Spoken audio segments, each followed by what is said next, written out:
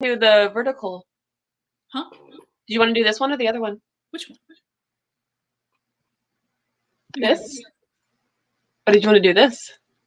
Either one. I kind of like this one. Okay, you had it set to the other one, so I was just making sure. Yeah. Yeah. We live? Are we live? I never know. Were we live the whole time I was doing the zoom in, zoom out thing? No. Oh, okay. Hi. Hello, everybody. How are we all doing this morning? Yes, how are y'all? I think I need to turn you up. You're kind of quiet.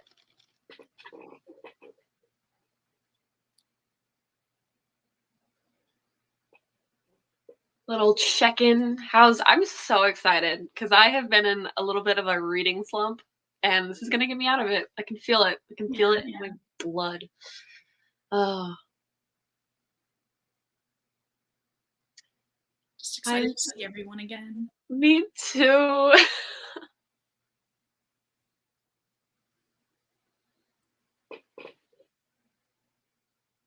Every time we go live, like I feel rusty all over again. Like how does one do this? How does one live stream? Just takes a minute to get into the groove of it. It does. It does. I guess good night then. I mean, not good night as in like leave, but not good morning. Get out of here. Yeah, if it's not morning where you live, what are you doing? What is everyone's reading plans for these sprints? Yes. I am nosy and I want to know. Oh, somebody started Iron. Iron, Liz? See it. I haven't read it, so I can't say, but Cassandra Clare get out read of here.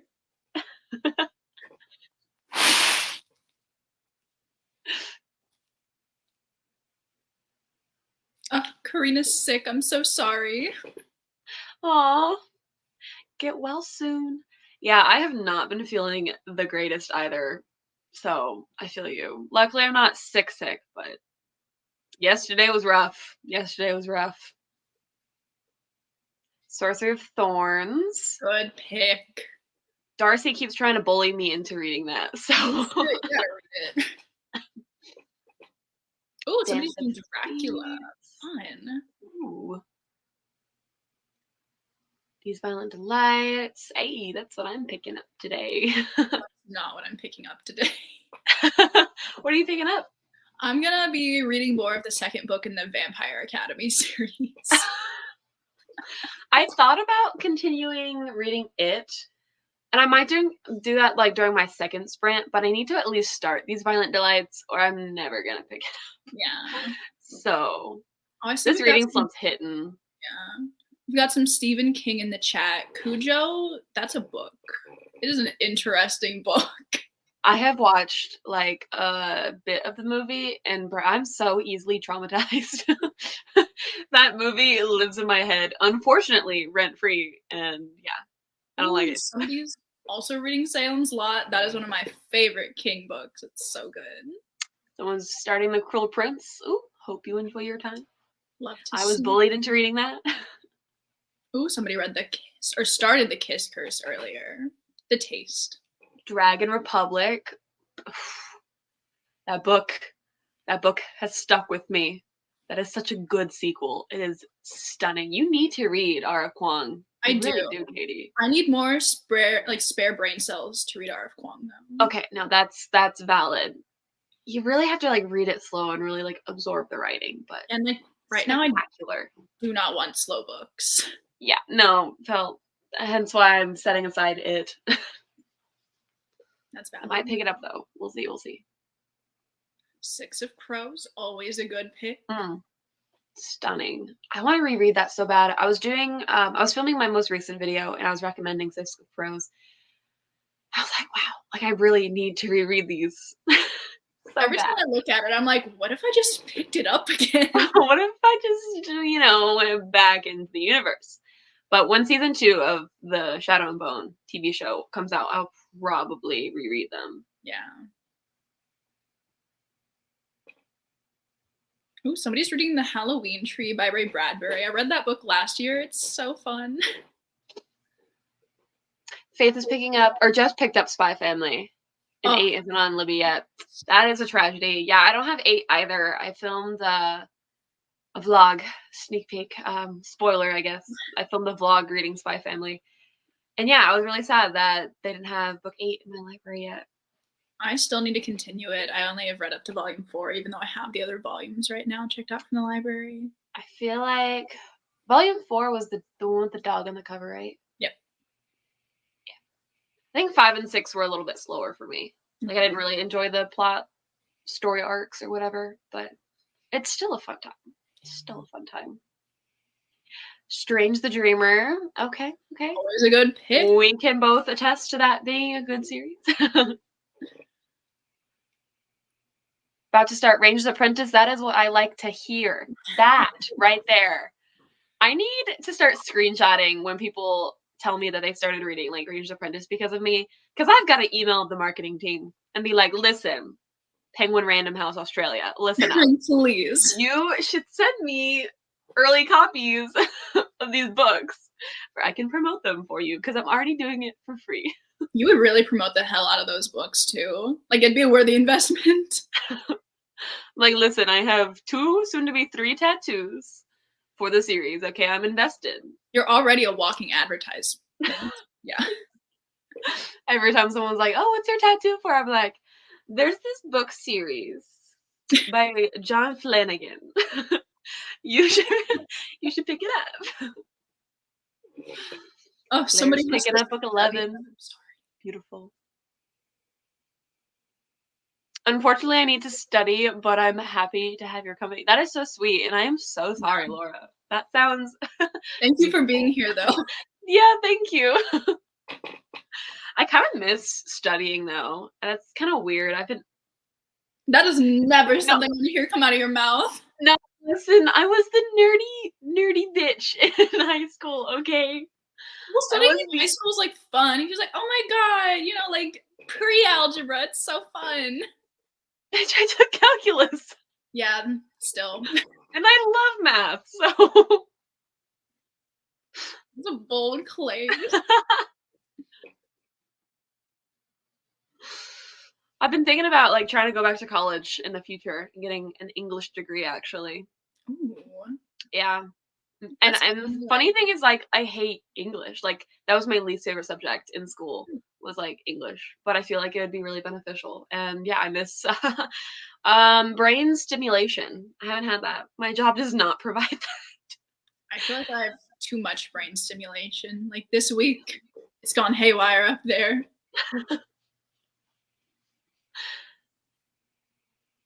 I really want to read the Inheritance games. Me too. I was literally just watching Haley Pham's vlog, and she finished the final gambit and was talking about how she wishes she like reread it. And I was like, but I read the Inheritance game this year, and then I looked at my Goodreads, and I read it last year apparently.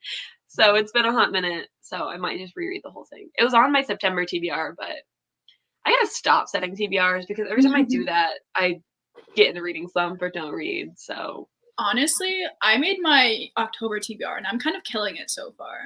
Like, I've read way more books than I thought I was going to off of it, and I'm so proud of myself. I watched your weekend like fall reading vlog when you just posted. I was like, how'd you finish like 3 or 4 books in that? Because I did nothing else that weekend. No, that's fair. But I was shocked. I was like, gosh, dang. It's the best time of the year for reading. I need to take advantage of it.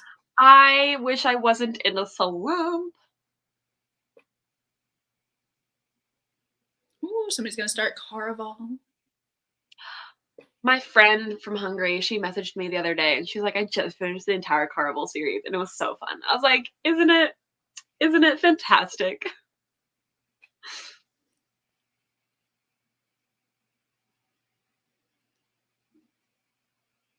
What chair do I have? It's like just like one of those circle chairs, but I have a blanket over it. So I don't know. It's not one of those like meshy ones. I don't know. It's ugly, so I have a blanket over it. I've had it for like too many years. I've had this since my Minecraft phase. Minecraft phase.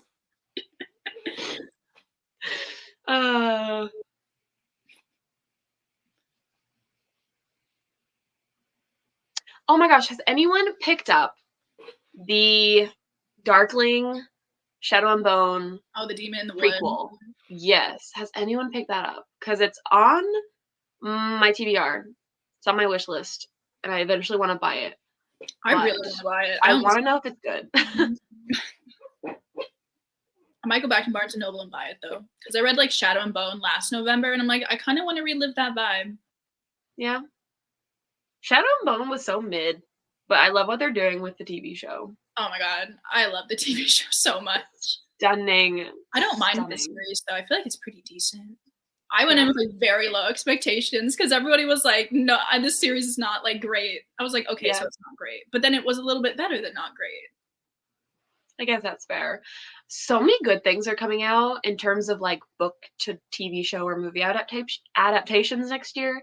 Like we've got the next season of Shadow and Bone, we've got Percy Jackson, we've got Heartstopper. Do we have Heartstopper next year? I don't think they've announced when the second season is coming out yet. Red, White, and Royal Blue, though. We have that. I'm so excited. The Crows really are what made Shadow and Bone so good. And I'm so excited to see all of them together finally. Me too. It's going to be so good.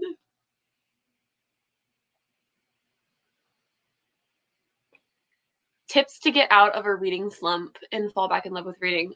Honestly, like, take a break. And, like, accept that you need to take a break. And don't force yourself to read. Because that does not help. And if you have, like, a particular book that you really love, return and reread that. Or, like, read, like, a few chapters. Just to kind of get yourself back in the swing of things once you've taken a little bit of a break.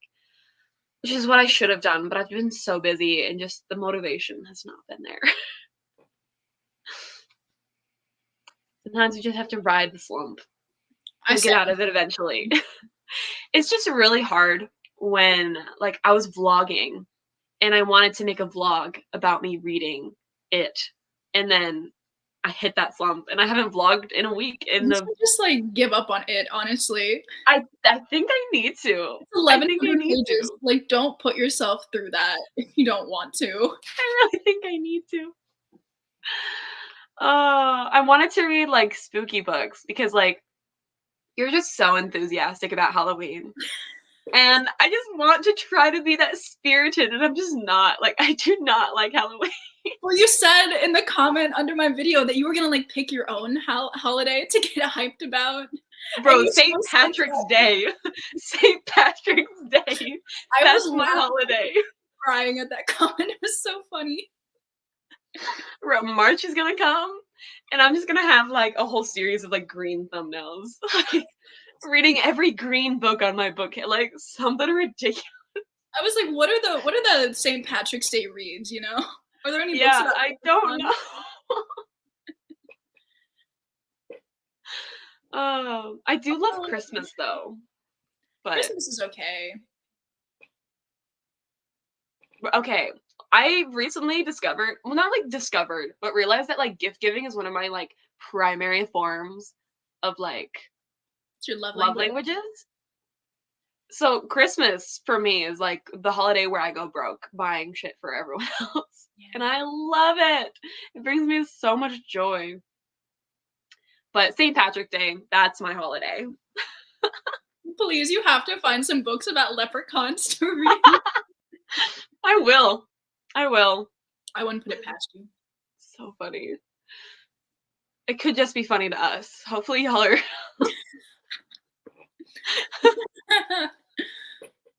I feel like it's semi-entertaining.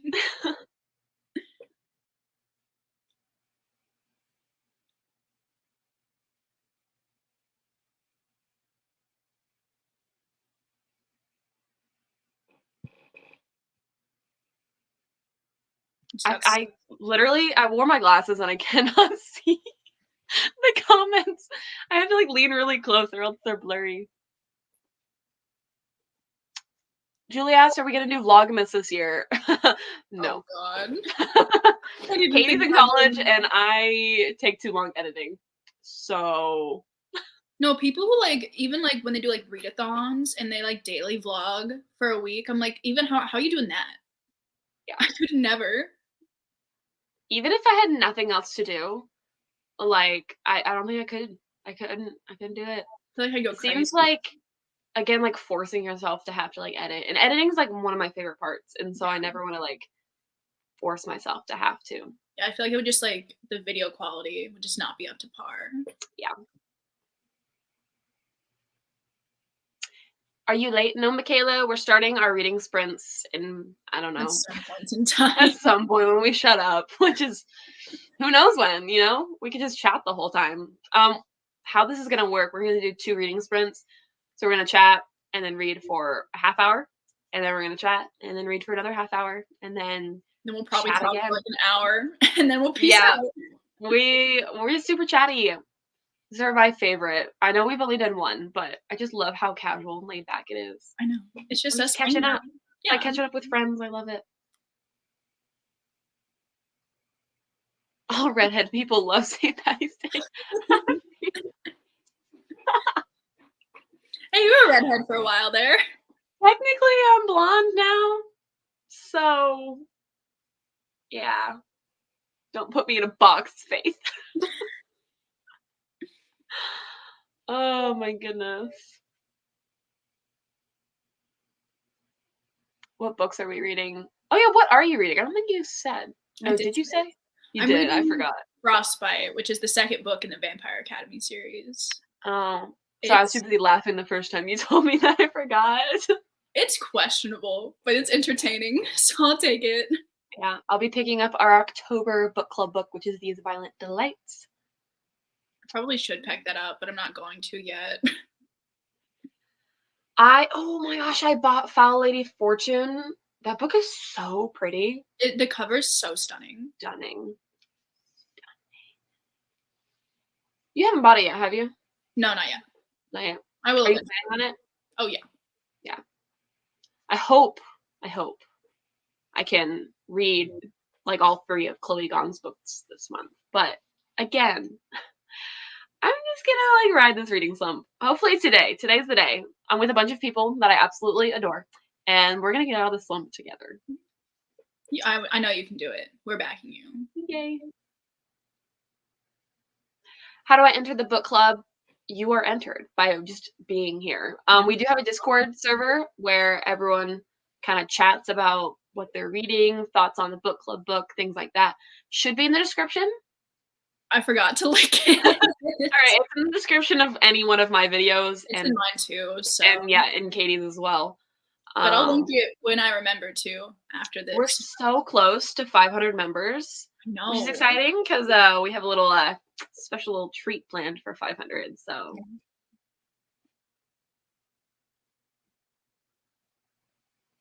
Well, somebody wanted to know if I'm vlogging reading the Vampire Academy series. I'm not like making a dedicated vlog for it, but I am doing a vlog this weekend, and I'm like including that. So. Oh, beautiful. Sort of. I can't really diss on Vampire Academy that much because I haven't seen or read, but I don't know. Like the first book was so bad, but it was also like really entertaining. Yeah, you did make a whole dedicated vlog for that first one, right? No, that's Vampire Diaries. Not the same thing. No. I definitely like keep calling it Vampire Diaries in my head, even though it's like definitely not. It's not even that similar. Well, that's awkward. Anyways. How's college going? It's kicking my ass, frankly. You're almost done though. And think about where you'll be in a year. Doing nothing. Working. Graduated. Doesn't sound that fun. Ooh. That's actually a good question. Katie, what made you want to start a YouTube channel? I, like, literally nobody in my life read books aside from my dad, and he doesn't really count because he reads old man books. So I wanted somebody to talk about, like, I was reading, like, so many good books. I was like, I need to talk about these with somebody. So I made a channel. Now, you had a channel before that, though. She had a channel before that. I had started a YouTube channel like 2017. It was spectacular. Very beginning of 2017, just like doing whatever. Originally, I was convinced I was going to be a beauty guru. I made makeup videos for like the first month, and then I was like, I don't want to do this anymore. So I just made like lifestyle content, but it was really just for me at that point in time because nobody else cared. Yeah.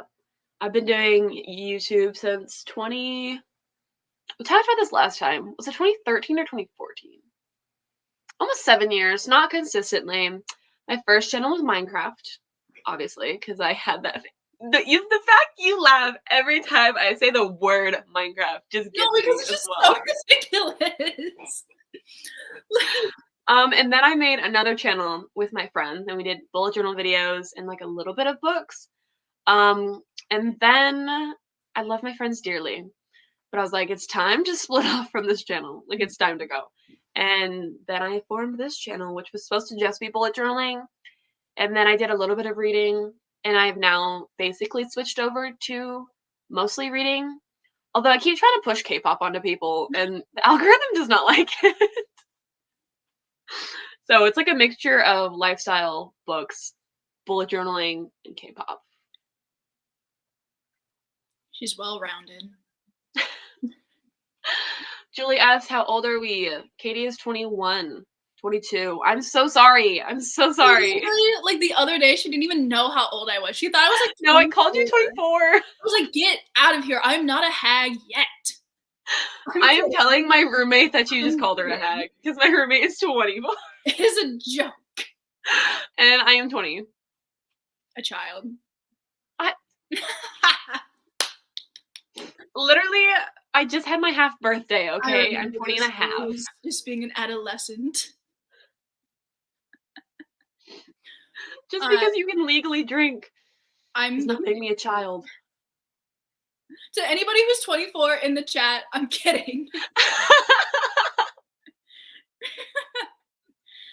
You know, for a fact, we have like people that are over 24 and we have people that are younger than me. And you just insulted both groups. It's a joke. You called everyone a child to the left and then everyone a hag to the right.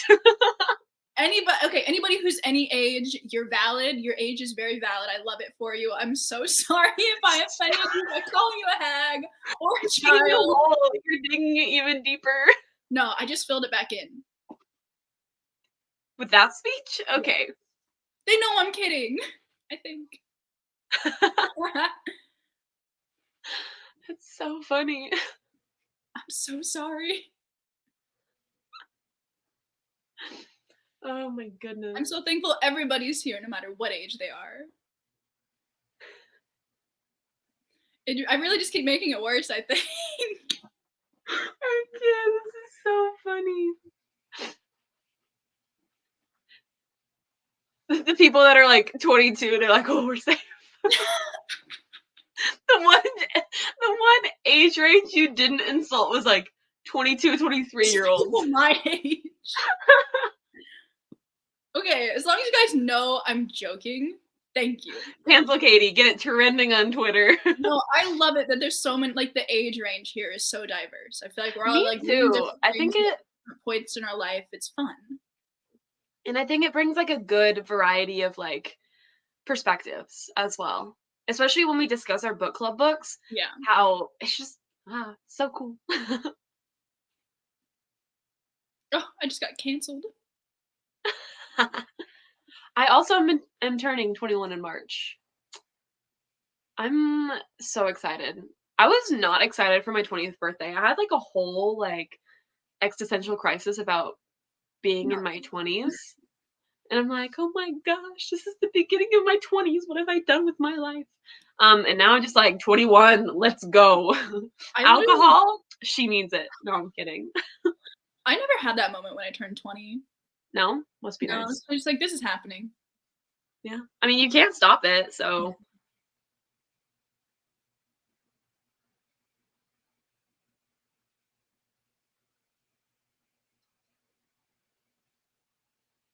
We will start reading in 5 more minutes, if that works for everyone. Somebody said I'm 28. I think that's why I love the crochet vlogs. Crocheting is definitely an old lady activity, but I'm like, yes, I love crocheting things. Hey, don't hack on crocheting. I mean, you do it, so you're not really hacking on it. Knitting too is like super therapeutic. Yeah, like I love it so much. Well, I mean, I can knit as well. Huh? Do you knit as well? No, I can't knit. Oh, okay. Why did you agree with me? Well, I mean, knitting and crocheting. You could find it very frustrating. You could just be like, I can't get it. And you're like, no, it's relaxing. It's so relaxing. Would definitely recommend if anybody wants to get crafty to start crocheting. It's very easy. There's so many videos online too. Or knitting too. Either I learned how to knit with like they were like cake skewers. They're like wooden cake skewers, so they just were pointy, and I had 2 of them, and I just learned how to knit one day. Oh my gosh, I also learned how to make a paper crane the other day. I don't know, I'm having weird phases right now. This book slump's hitting different. I made a ninja star and I made a paper crane. And now I know how to make paper cranes. So at work, I keep taking sticky notes and folding little mini paper cranes and like leaving them around. Please, when I was like 7 or 8 maybe, I would always make like things out of candy wrappers. I don't know why, but at one point I made paper cranes out of like Starburst wrappers, like a bunch of them, and I hung them from my ceiling, and they were there like 10 years later until I finally took them down. I didn't know how to do any like origami things when I was younger, although I like distinctly remember in 3rd grade those like cootie catchers you made, you know those? Yeah. Those were popular. And it got to the point where we're making like a crap ton of them, to the point like our teacher like banned us from making cootie catchers. And I remember we all made like a tiny little one and we put it in our pencil case because we were such rebels. So that's my extent of origami. Are you doing anything fun for Halloween, Cass? What's the plans? I don't even know. What day is the 31st? It's a Monday. Oh, I could technically then, because I don't work. Wow. I thought I had work, so my plan was nothing. I got invited to a party, but I won't go to that because I'm not a big partier. I don't know. I'll probably stay home and read or something. I don't know. Yeah. I'm kind of boring. Maybe I'll FaceTime you and I'll just take part in whatever activities you are going to. I'll probably be reading. So okay, stunning. Because I'm gonna do Vampathon, which is a readathon that takes place like the last month or the last week of October. Okay. And then I think like that weekend I'm going to like go out with my friends once. Okay. Just since it's like my last year of college with them, I should probably hang out with them. Sure. That sounds fun though. I love they're still on like the hag comment. Please pass this.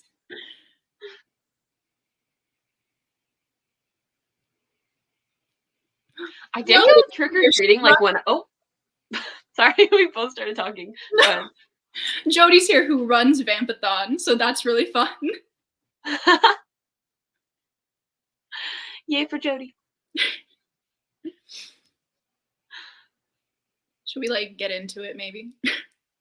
Yeah, before you call anyone else a hag, probably. No, oh my god. We're not going back on this because I was joking. So a lot of people, like, while we were reading, I was like watching back our live stream, a lot of people are like asking like how long the thing was gonna go if they like joined late or whatever. So I'm gonna write a comment and then if you want to like pop it on the screen and hopefully it'll stay. Yeah. So reading. Oh god, I can't spell reading or see apparently. Honestly, I think they'll get the gist if you spell it wrong. Oh Jesus. Okay, hold on. I literally no, there's like equal signs being put into this and it's like caps lock is happening. At least you have a keyboard to use this time. Okay. Listen, story time. My keyboard, not on my laptop, but I can't use my laptop because it literally sounds like a helicopter crying when I'm trying to edit. My keyboard broke while I was in the middle of playing Minecraft. And the fun thing about Minecraft is you have to hit the escape button to exit out. Wait, I just posted a comment and it posted as you. The power I feel right now is kind of cool. Did you just take it away? I did it on accident. Anyway, back to my story. You have to press escape to like exit Minecraft. And so I couldn't like pop up So I had to wait till my character timed out of the game, and then I had to pop up an on-screen keyboard. And the past 2 videos I've edited have been edited with just an on-screen keyboard and my mouse. So I would get frequent Snapchats from her of just like her trying to do the most mundane task. That'd be so easy. But she had to use the on-screen keyboard. every time I had to, It was so funny. I was like typing in web like addresses and I had to like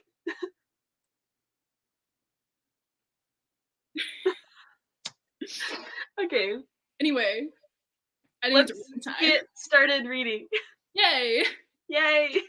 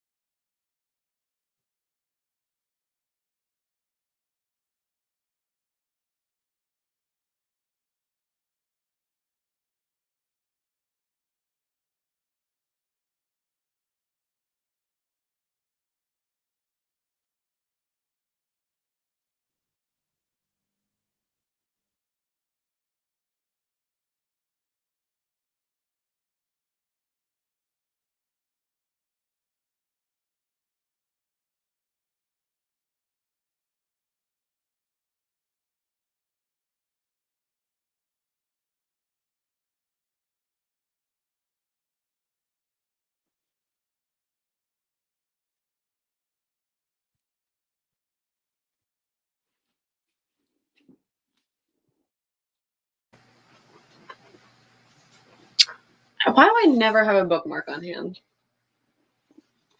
Okay, that's I'll just keep it open in my lap. Actually, no, I'll just memorize the pages and that stuff. Ooh, I didn't even notice that. It's pretty. Oh yeah, I really like the design under the dust jacket. That was. Oh my goodness. That was a good session of reading. That was good. How far did you make it? Page 58. Nice. I think I read like 40 pages maybe. Nice. See, this was proof that the last reading sprint of the reread, so I was able to fly through it.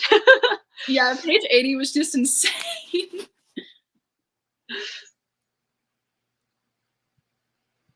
What did everybody else do? How'd your 30 minutes? Yeah, how'd it go? How'd it go? So I was catching my comments, but I'm blind. I literally, like, it's so blurry, and I'm not even that far away from the screen. Like, what does that say? Sorcery of Thorns. I will eventually probably read it. It's a good one. Big fan. I'm actually enjoying these Violet Delights. Like, I figured I would, and this first section's a reread for me, because I made it, I think, 70 pages in the first time I read it. And that was like a year ago? Did it be a year ago? Maybe 2 years ago? I don't remember. But I remember this beginning part, but I'm enjoying it. It's good so far. I'm very excited to get to it. I just didn't want to start it today. I think you'll like it. I like Chloe Gong's writing. I'm always wary of, like, books that get popular on Book Talk. Yeah. But this one's pretty solid. Yes, there is going to be another sprint in a little bit after we... Yes. Shut up again. Yeah. We'll see how long we chat for. Yeah.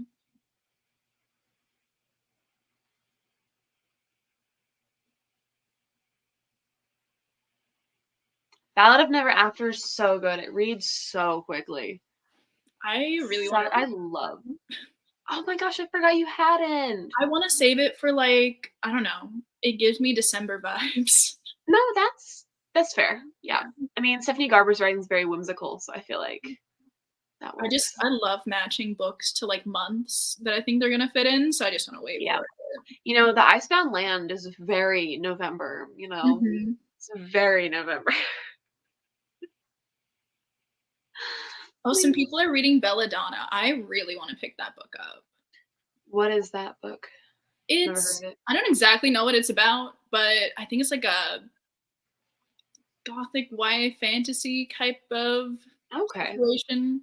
Maybe it's not fantasy. I'm not 100% sure, but I heard the blurb of it, I think, at some point in time, and I was like, I should read that.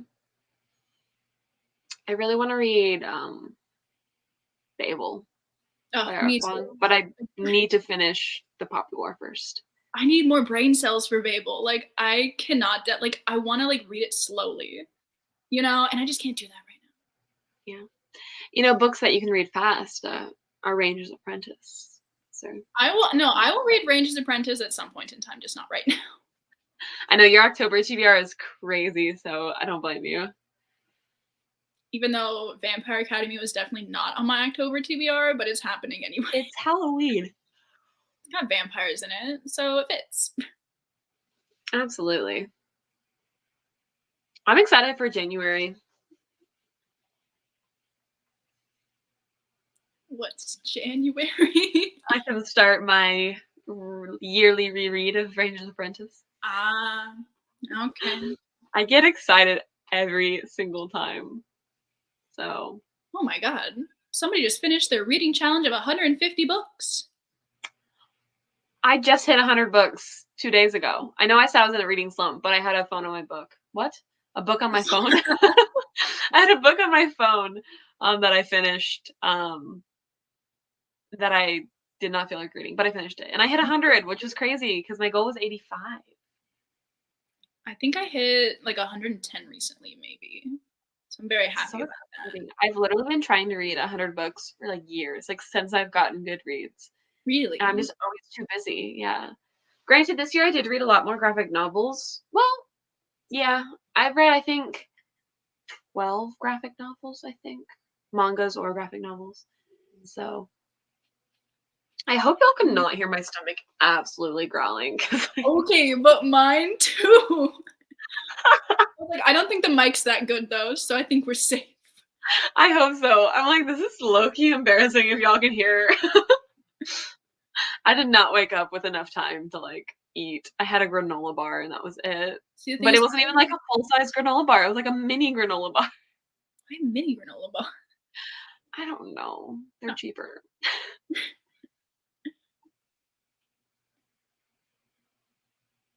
you have any quick reads for Charlotte? She's trying to catch up on her reading challenge. Graphic novels or mangas. If you haven't picked up Spy Family, it's so cute. Oh, Or God. Ranger's Apprentice, honestly.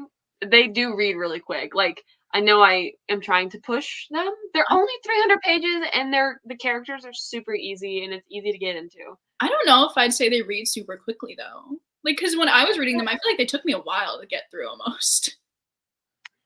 Okay, but okay. I guess I've lost perspective of how it feels to read them for the first time because I've read them like so many times. They're Probably definitely 8. fun, and the writing is like really nice in them, but it just takes. Writing is really nice. Quick reads. I'd Anything by recommend, Stephanie Garber, I feel like. Carl reads really quick. I'd recommend Vampire Academy, honestly, if you're looking for like a fun, silly, I supernatural. thought you said you hated it. No, like it's not good, but it is good. Like I think you guys know what I mean. I don't know. I read really long books, I'm realizing, because like every time we pick books for the book club too, they're like 500 pages or 400 pages. But Stephanie Garber's, like, they're long, but they read so quickly. Like, I don't know how else to put it. I would agree with. Heartstopper, that's a solid choice. I forgot about that. That's behind me, behind my chair.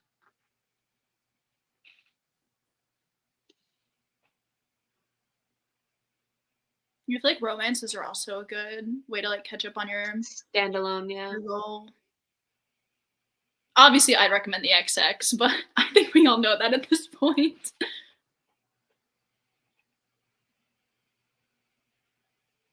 Ooh, Carval is definitely like a good book to read in the fall. Oh, absolutely. Do I have any short books? You have a limited bookcase with you, so. Yeah, I'm working with what I got here, guys. Yeah. Honestly, I really liked, I read An Enchantment of Ravens recently by Margaret Rogerson. It's not like the best plot-wise, but the vibes, especially for fall, are there. And it's really short. It's like under 200 or under 300 pages. Sometimes the vibes is like all you need. Yeah, because it's like it's about Fae, and it took place like in the autumn court, kind of for the most part. So everything was just like very nicely described. Very nice. Yeah.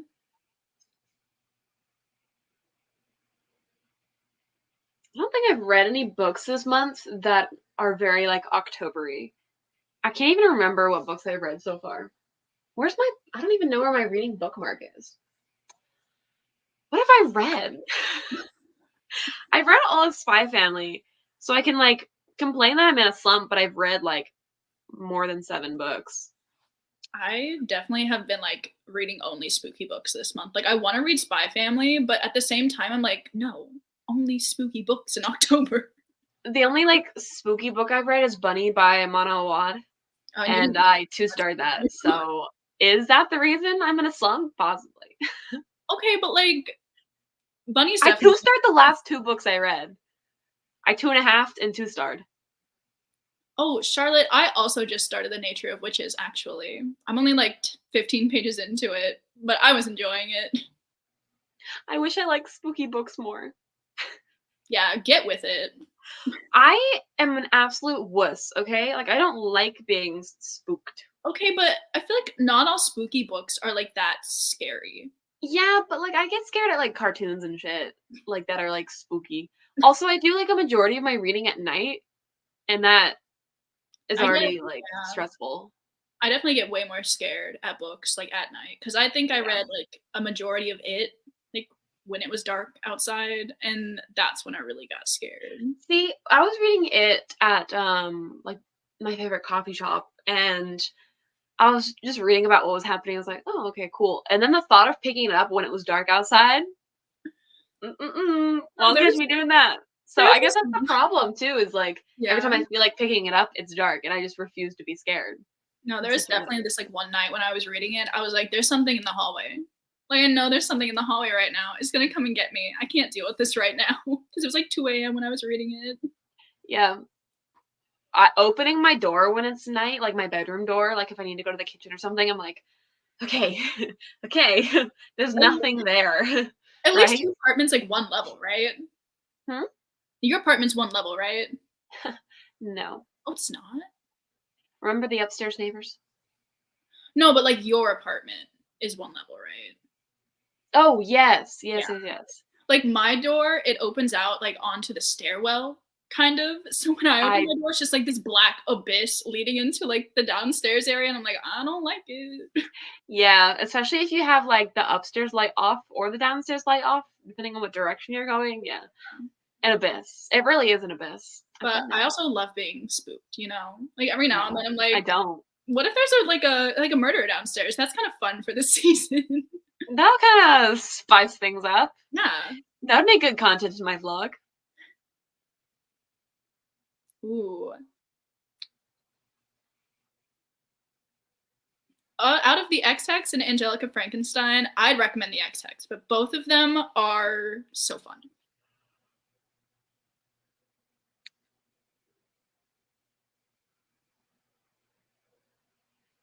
I'm so blind. Why aren't you wearing your contacts?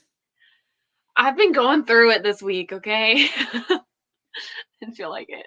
'Tis the season to be murdered, please. I will never understand how people like to be scared. I just can't. See, I love a good Is it like an adrenaline rush sort of thing? Like, or I don't know. I don't get it.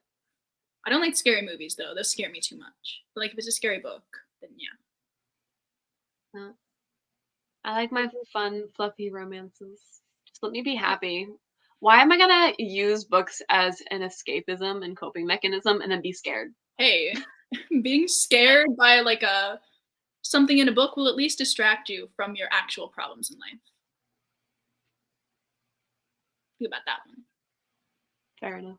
Someone asked what your favorite character in Six of Crows is. Oh, mine's definitely Wylan. Yeah? Mine's Jesper. I had to think on it. Because I was thinking, like, TV show version and then book version.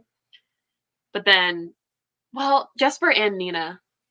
I love them both. All the crows are just written so good. Yeah.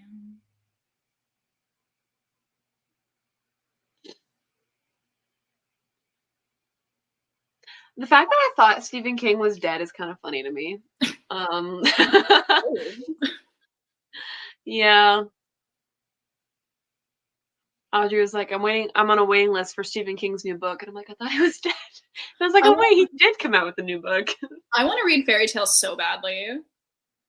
But jumping into a Stephen King book is like a commitment. They're so long. And his writing is like very dense. Tell me about it. For the most part. Tell me about it. I'm so sorry, y'all, for yawning so much. Have you ever read a Riley Sager book? Somebody asked about Lock Every Door. No, I don't think so. I read Lock Every Door, I think last year. It was kind of fun-ish. I'd like to read another one, though. Pet Sematary is also like the Stephen King book that I would recommend people start with if you want to get into it. Again, somebody asks. No, I can see. No, I just didn't want you to think I'm like randomly saying these things.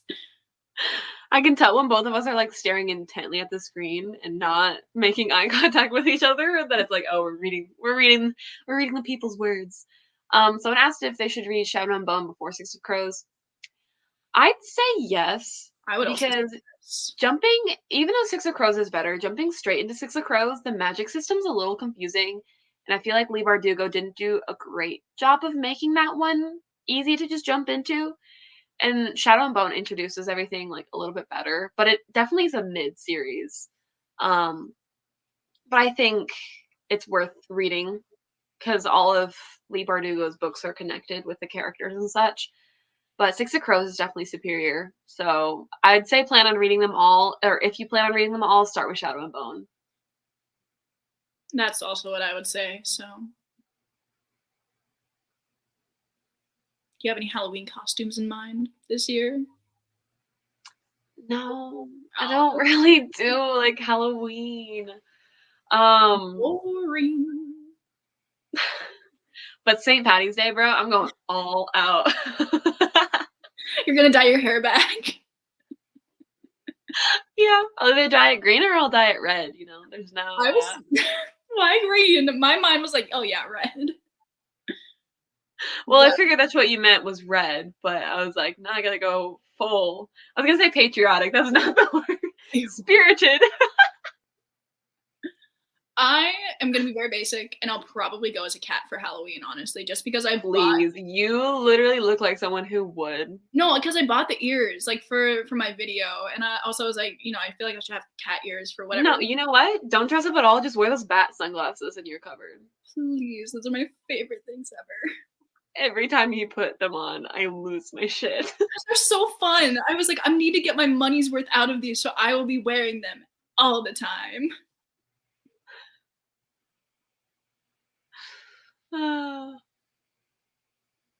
Yeah, no, I don't really have Halloween plans. I don't know. I have like one costume and it's a character from an anime. And every time I go to like an anime convention or something, I just like dress up as that. But I'm just not doing anything for Halloween. Like I feel like I should, but I just know I won't. If you don't want to, you don't. Just another day. Like last year I had work and I was just at work. I don't know. Maybe I'll like see what my sister's doing.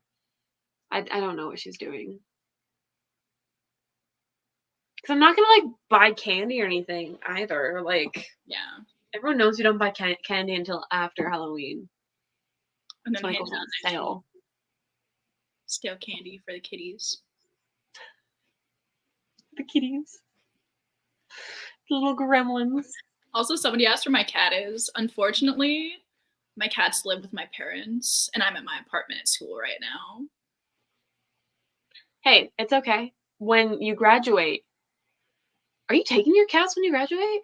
No. I'll get my own cat when I graduate. Mm-hmm. Very nice.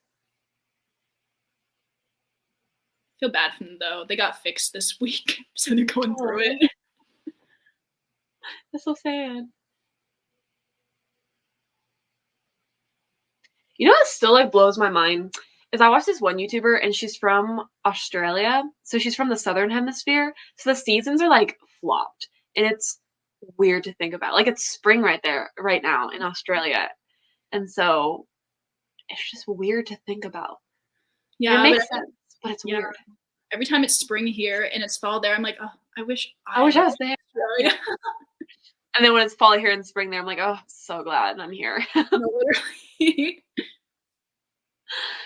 What are you graduating in? Katie's graduating as a mechanical engineer. Mechanical engineering major. Mechanical engineer. She loves her degree. Oh, she does not regret it one bit. She's like, this is what I want to do. The best decision I've ever made.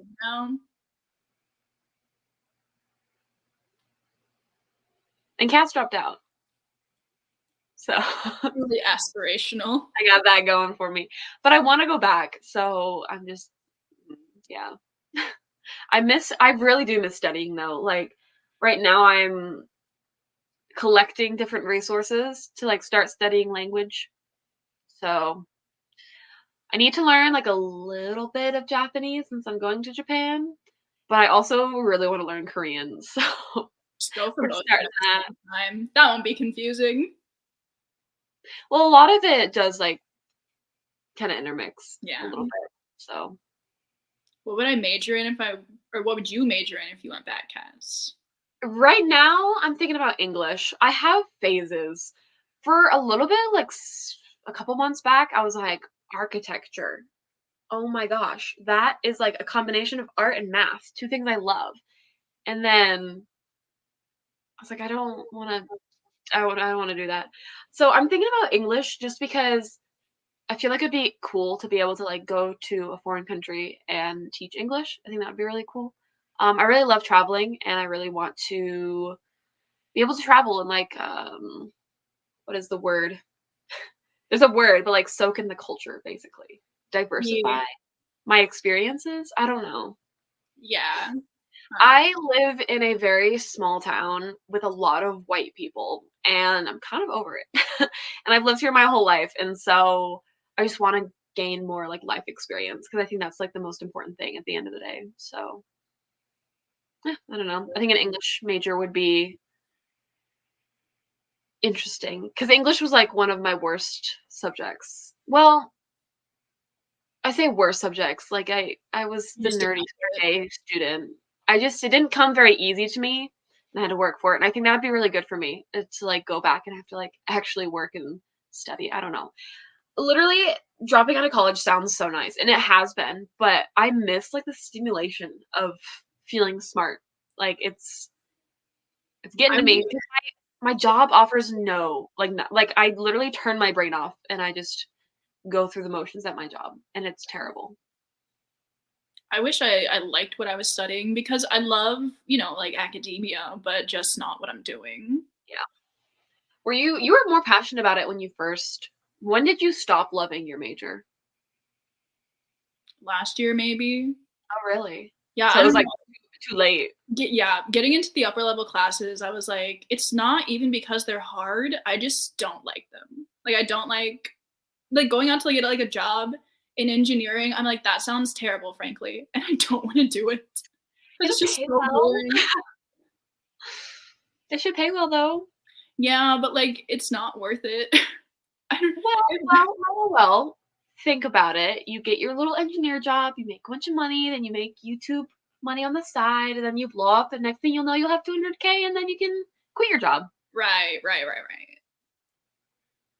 There's so many English majors. Oh my goodness. Okay, I said so many. I'm blind. Oh wait, no, there's 3 or 4. I like the Move to a different concept. state, Cass. Faith, listen. If I didn't have a lease right now, I would dip so fast. I said I want to live in my hometown just for a year, really get my feet on the ground. I'm ready to leave. I'm ready to leave. Oh, that's a good question, Faith. Why didn't you drop out, Katie? I do not have enough money to drop out. That's fair. Like once you're so far into it, you might as well finish and Yeah, like I mean, I'm get a already degree. here. I literally graduate next spring, so Because like regardless of what degree you have, like jobs like to see that you have a degree. yeah. And you're going to get paid more regardless of what your degree is and regardless of what job you get into. So, Like I think I'll be able to make it work, but it's just yeah. not very. It's not an exciting prospect.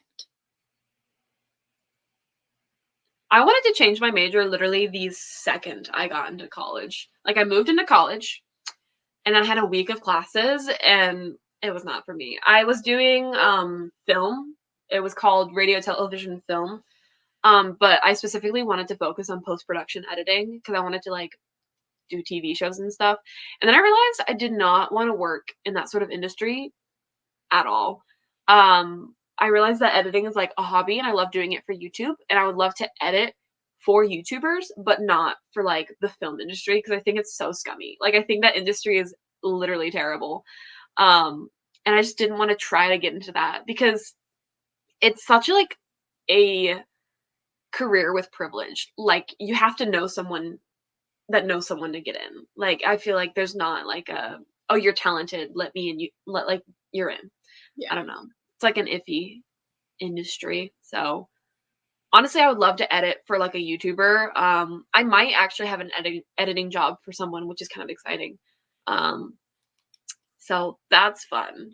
But English would be my major if I went back. I don't know. I'm rambling so bad.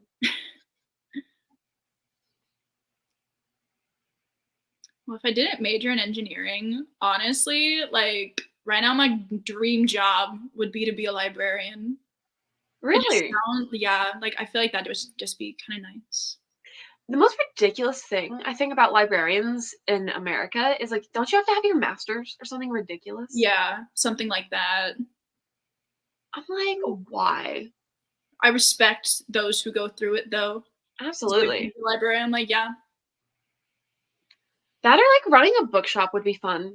It would make absolutely like piss poor money. But I think in theory it would be fun. Yeah. Just being able to recommend books, which I mean, that's kind of what we're doing now, is being able to recommend books, but like worldwide. Yeah. So I feel like it's even better than just running a little bookshop. I don't know. It's cool being able to like have like a core of people It's just to crazy talk to about books. about it. Oh, absolutely. Every time I go into our book club, I'm like, wow. It's so cool to see people like having conversations with other people about books. No. I'm like, we built that community and it's so cool. It makes me so happy. Yeah.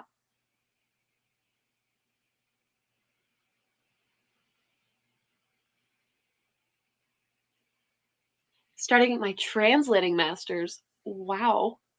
Honestly, the people that get their masters, y'all are built different because I was burnt out after only 13 years of education of high school and then to go through college and then to go through college another 4 years.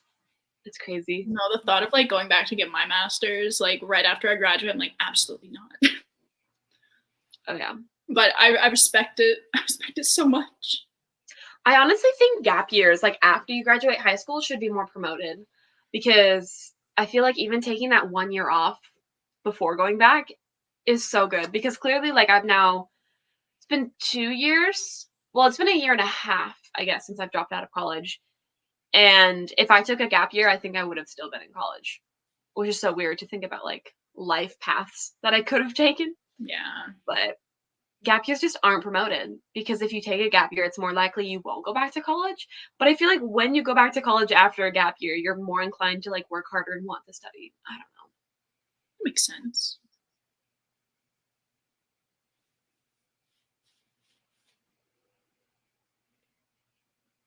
Oh my god, someone's on their second master's. That is crazy. I actually feel psychology for doing it. That's funny. Could not be me.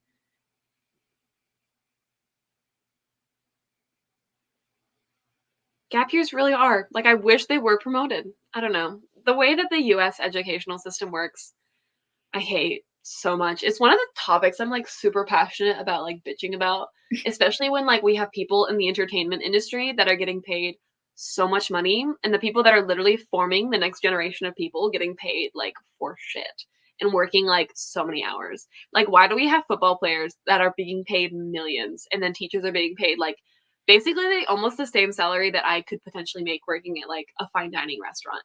That's just insane. It's insane. And then they have like no desire to put in extra effort unless they're very passionate about teaching because they're getting paid for crap. Yeah. Can't Can't blame them so for bad. it. It's like clearly the money's there if we're throwing it at like sports people or people in the film industry or actors.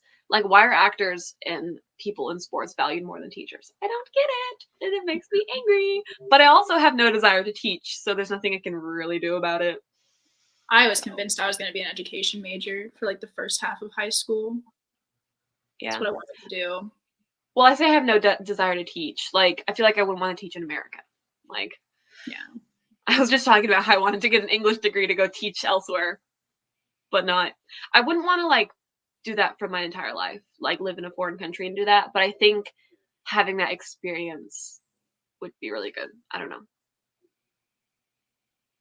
Literally, what are football players even getting paid so much money? I don't get it. I don't get why sports people are paid so much money. It's just disgusting, frankly. I don't get it. I do not get it. Like, maybe it's just because I hate organized sports, but it's also just ridiculous. I just, like, how did the world come to that? I don't get it. Like, I get entertainment is an essential part of life. Like, I think without entertainment, it would be, I don't know, society would be kind of boring. But to be paid that much. Like, at some point, who needs that much money? Right? Like, what are you even doing with all that money? Like, I have, like, the number of, like, the amount of money that I want to make, and it's nowhere even close. to what they're like. What they get paid in a year, I could probably live off for like 10 years and be happy. Like I'm happy with so little. I just wanted to be able to travel. If any random basketball player wants to donate me 1 year of their salary, my Venmo will be open. Please. I wanted to teach, but I can't with the kids these days. No. Kids these days are built different, and I think we can definitely blame that on social media. And that is ironic considering that I do social media. But I do not think kids should be allowed on social media. Honestly, I was like, I think 12 when I got my Instagram account for the first time. And looking back on it, I'm like, I feel like I was too young for that, but okay. I feel like Instagram back when we were on Instagram, though, was different. Yeah. I was just like very posting different pictures of my, I don't even know what I was posting. Dog filter selfies and random that, honestly. stupid group photos. Yeah. I think, I don't know. It's hard because like every other day I want to just delete all my social media, but then I really like being able to keep in contact with everyone. Yeah. So it's like a constant mental battle of I hate social media. I hate social media in the traditional way that social media is being used with like, I don't know, like the popular people on Instagram where they're posting like these perfect photos and like I guess the Kardashians. I don't know why I said it so Texan. I don't know. I just hate how it works. But I love being able to like talk to people. And I've had so many people reach out. One of my favorite DMs I've ever got was actually recently. I posted my vlog when I visited you, and I talked for a little bit about like finding your identity after you do something for so long because I quit gymnastics. And that was like a big part of my childhood, and I struggled to like find my identity after. And someone reached out and they were like, I was going through the same thing after I quit, and it was like hard to find my identity again. And I was like, that is like interactions I live for. Yeah. Are those that are talking about books. But it's just so cool. So that form of social media is cool because like we're interacting with people like worldwide. Yeah. It's Thinking about it is just crazy. It's insane. Oh yeah. I love when people are like, hi from, and then wherever they're from. I'm like, I know. I'm like, no way. That's so cool. I wish I could have no social media, honestly, but I love doing YouTube too much, and like Instagram's how I talk to you guys and stuff. So like, yeah. I wish I could get rid of like the explore tab. Yes. That's all I want. It's just not roll through it endlessly and I like can't stop. No, because it's literally made to be addicting and it's so annoying. I know. Like as I'm doing it, I'm like, I need to stop doing this. And then I just keep going. Yeah. Like, this is not good. Yeah. Yeah, I did get rid of TikTok. Oh my gosh. Because that is a black hole. It's terrifying how long you can spend without realizing how long you're spending it. And that constant, like 15 seconds and you're scrolling really fucks up your like attention span. 100%. I struggled to pick up books after I'm on TikTok for a few hours. So I said goodbye. Instagram like isn't as bad because I feel like the algorithm isn't as good as TikTok, which is good. Yeah. But it's getting there and it's scary and I don't like it. I never downloaded TikTok. I've never had TikTok. But yeah. I know I would love TikTok, which is why I never downloaded it. I wanted to make TikToks because the thing with like being creators who only post long form content is it's like people right now, like the popular thing to do is post the short form content. And even YouTube is working on revenue sharing for people can monetize their shorts that they post. So the platform is going to be filled with a lot more shorts in the upcoming future, which I know as a creator I should take advantage of because it's how like that's what's being pushed. That's how you're going to reach a wider audience. Yeah. But the thought of making short form content, like it does not do it for me. And like I know it doesn't do it for you because your vlogs are like 40 to 50 minutes long. No, we can't shut up. We talk too much. I can't even think about like what I would put in a 15-second video that would like do anybody any good. Right? And I want to be able to provide value and entertainment. And I think long form is the content that I thrive off of, but I've always done long form content. Yeah. And I just can't do the TikToks. I can't do the younger generation TikTok. I can't do the TikTok. And like every now and then I'm like, maybe I should try making a reel or something. But I just like, I don't know. First of all, I don't even know how to make reels. I don't know how to make TikToks. I'm just out of the loop, so I'm not even gonna attempt to do it. But I just don't think I wanna, like, sustain that. Yeah. You know? It's hard because, like, you're just hopping on trends endlessly, and the trends come and go so quickly, and the thought of trying to keep up with that is a nightmare. Like, I can barely keep up with trends on YouTube, and they're a little bit slower. Yeah. I feel like they don't I think some Reels and TikToks do provide some form of, like, good entertainment, but the problem is, like, just how many there are. Yeah. And so you're expected to post, like, daily, and I just can't. there was a comment I was gonna respond to. Which one was it? It's here Do you somewhere. have any Yeah. sorry, go ahead. It's that one, actually. The tips for getting off your phone and picking up a book. The biggest tip I've seen is, like, set your phone and, like, record yourself reading in, like, a time lapse, and I think that is kind of interesting because then you can't pick up your phone, and then you have, like, a really satisfying time lapse. That or there's an app called Forest, and you can set a timer where you can't access your phone, and if you do end up, like, exiting out of the app, it, like, kills the tree that's, like you grow like a digital tree, and if you exit out of the app, it kills the tree if you, like, That's leave crazy. before your allotted time. That's exactly the app that I was just about to talk about, because I have that for, like, studying, because every time I go to, like, the library or whatever to, like, study for an exam, I always just, like, end up scrolling through Instagram, and I'm like, "Stop it. Don't do that." I don't know, something about killing a virtual tree just hits different. I don't wanna do it. I know every time I killed one on accident once. It just, like, the app, like, I don't know what it was doing, but I killed a tree and it made me so sad. Yeah. So, basically tie your self-worth to digital trees. And no, I'm kidding. But the Forest app is good, or, like, time-lapsing yourself reading is kind of cool because then you have that, and you're like, "Wow, look at me go." I don't know, it's hard. Or, yeah, someone said, like, hide it in a drawer. I had my roommate in college one time, like, hide my phone.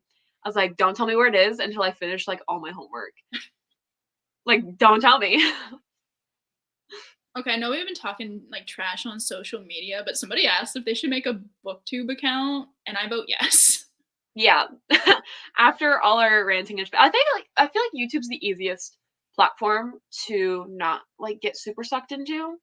Like, if I feel like it doesn't have that much of, like, it does have a social aspect, but not in the way that normal social media does. And I feel Yeah. like I don't know, I just feel better about myself if I were to spend, like, hours watching YouTube videos as opposed to, like, scrolling through Instagram for hours. Honestly, same. Like, I can spend equal amount of time on YouTube and Instagram and feel, like, much more accomplished because I feel like I don't wanna diss on the people that do TikTok and, like, that short form content, but I feel like the long form content has always had more value in terms of, like, what you're getting out of it. Because with long form content, you're sitting down with a creator for, like, 15 to 45, minutes if you're Katie, Maybe and 50. you really are able to, like, see people's personality and connect with that creator more than just, like, scrolling through and seeing, like, dozens and dozens of creators Yeah. versus, like, really connecting with, like, a few. Like, I have very few channels that I follow that, like, I consistently watch, Katie being one of them. And I don't know, I feel like it's, like, refreshing to only have, like, a few who you're like, "I wanna dedicate my time to these people." And then it's cool to occasionally see and find a new creator and getting invested in them, but I I'm love always for, like, creating your own content and creating a Booktube channel, like, absolutely. I love when I find new YouTubers to watch, mainly, like, Booktubers, obviously, Yeah. but there are, like, a couple, maybe it's just, like, one other that, like, doesn't really post book-related stuff, but I still love her so much. Oh, who? I'm nosy. Her name is Rachel Maxey. She makes, like, she does a lot of, like, cosplay stuff, and she does, like, a lot of Okay. recreations of, like, things, like, sewing stuff, and Interesting. I love her videos so much. My 2 absolute favorite YouTubers are Lin Trung and Dobo Chobo, and I, for the longest time, was, like, emulating their editing style. Okay, trying to emulate their editing style because they did, like, lifestyle content, but, like, aesthetic lifestyle content, and their interests also align with mine. They like K-pop, they like anime, they're nerdy, and they're just stunning creators, and I feel like they, like, pour hours and hours into their videos. I'm like, "I want to be you. I wanna be able to just pour hours and hours into just editing these videos."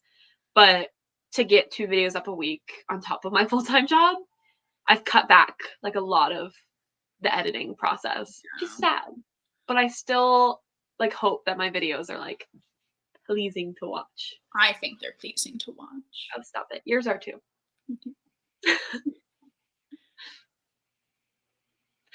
That's actually a good point, Mariah. She says they say I want to make a YouTube, but I'm nervous that it'll make me feel pressured to read and lose the joy of reading. That's Honestly, a very real thing. Yeah. And a real struggle. Like, I feel, I don't want to say I feel pressured to read, but if I'm filming like a vlog or something and I don't like finish a book in it, I almost feel like it wasn't worth it. And I don't like, I would obviously post it and I still love like making vlogs and stuff, but I also like every now and then I'm like, I need to finish a book before I finish this vlog or else people won't find it as interesting. Even though I know that's like not true. But it does kind of like change your relationship. I feel like it is partly true though, because if you're labeling something as a reading vlog, you automatically are like, okay, I need to be talking about books and I need to be reading. Like, that's where like the entertainment comes in, where it's like people are here to talk about books for the most part. I feel like once you get like an established connection with a viewer, I feel like they care a little bit more about your life than reading. Like, I feel like we've reached that point with quite a few people that have been following our channel for a while, that they'll watch like whatever video we post. And I think that's really cool. And I'm like really honored that people are willing to watch the content that we pour hours into. But I feel like that is a struggle. And I can talk about it right now because I'm going through that right now with it. Like, I want to read that book because so many people DM me and they're like, I can't wait to hear your thoughts. I'm like, oh, I can't wait to like see that vlog. And I feel that pressure of wanting to read. And same with wrap-ups too. And I feel like a lot of people leave like this particular hate comment where they're like, it's not about how many books you read. Like, you shouldn't be focused on that. And I agree with that completely. Oh yeah. But as content creators, if I do a wrap-up with 4 books, I feel like I'm wasting people's time.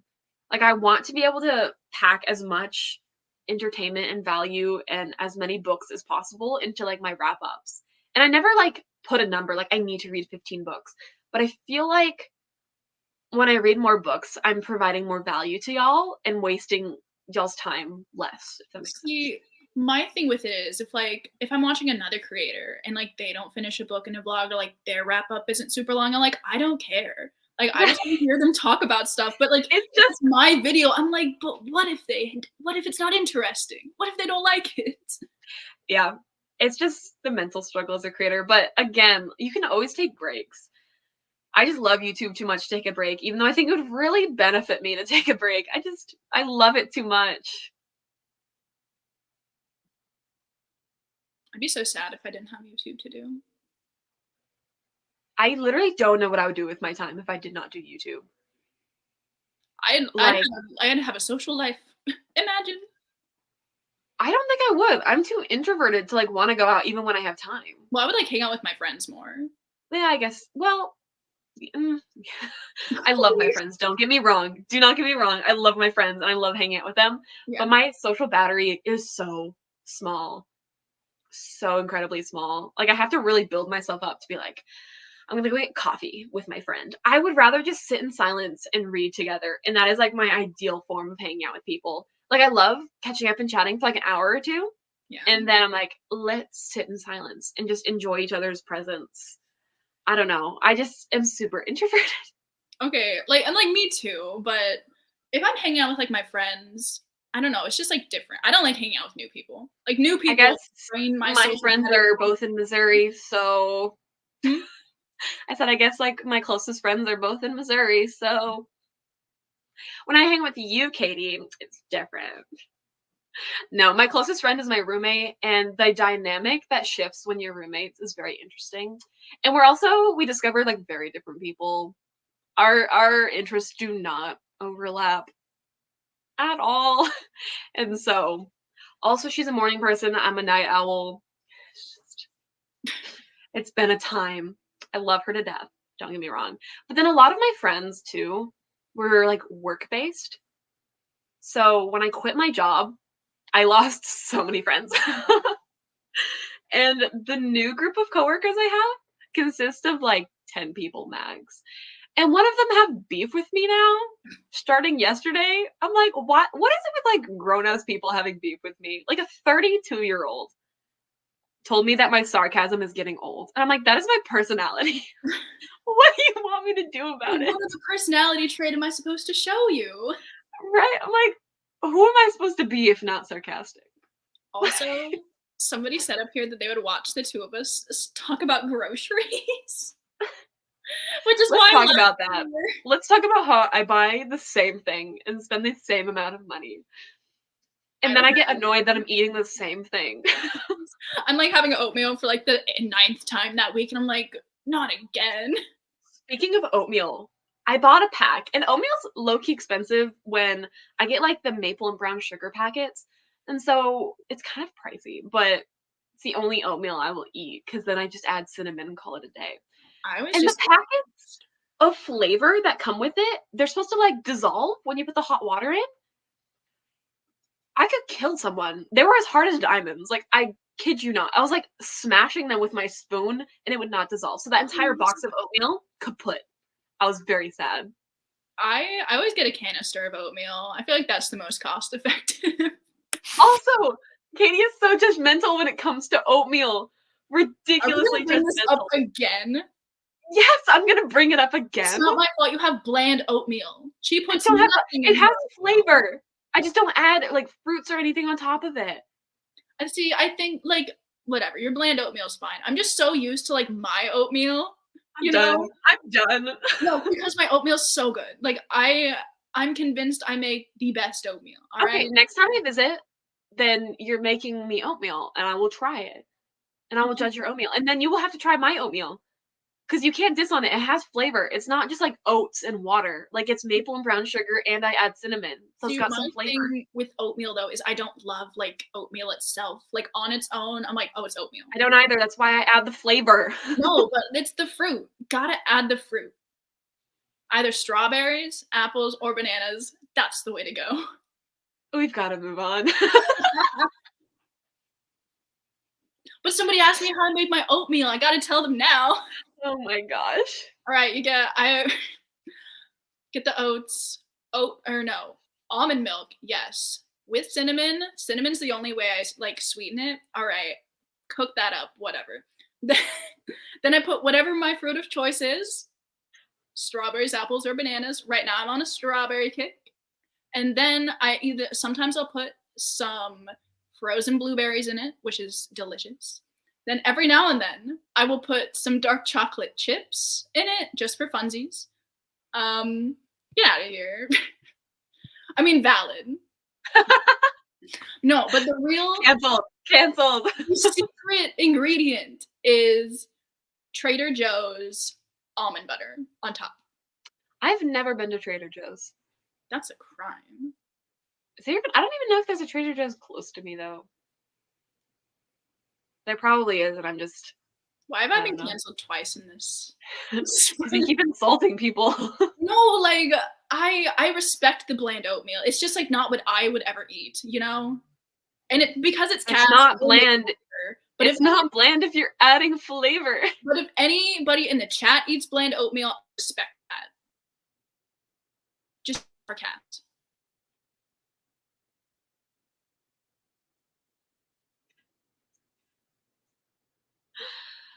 Anyways, also porridge does sound so much better than oatmeal. Like just the name for it. Like I just want to be like, oh, I'm eating my porridge today. I think porridge just reminds me of Goldilocks. Yeah. So that's just ingrained in my brain. Yeah. But when you break down the word oatmeal, yeah. Porridge. I feel like you have to say it with like a British accent. Porridge. Porridge. You're not backing me up on that, and that just made it really awkward. So anyways, moving along.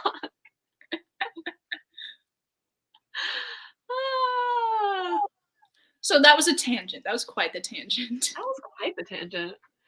We just spent like a solid 7 minutes talking about oatmeal. I wonder how many people left. They're like, we're done. After the oatmeal discussion, They're like, we're unsubscribing from these people. They just ranted about oatmeal for like 7 minutes. I'm so like, this is what it's like being on a FaceTime call with us. Literally, yeah, this is a regular FaceTime call, except for y'all get to be invited as like witnesses to the chaos. Once we even had an oatmeal date on our FaceTime. We have a selfie and everything of us holding up our oatmeal. Please, I want to show them. Oh my god.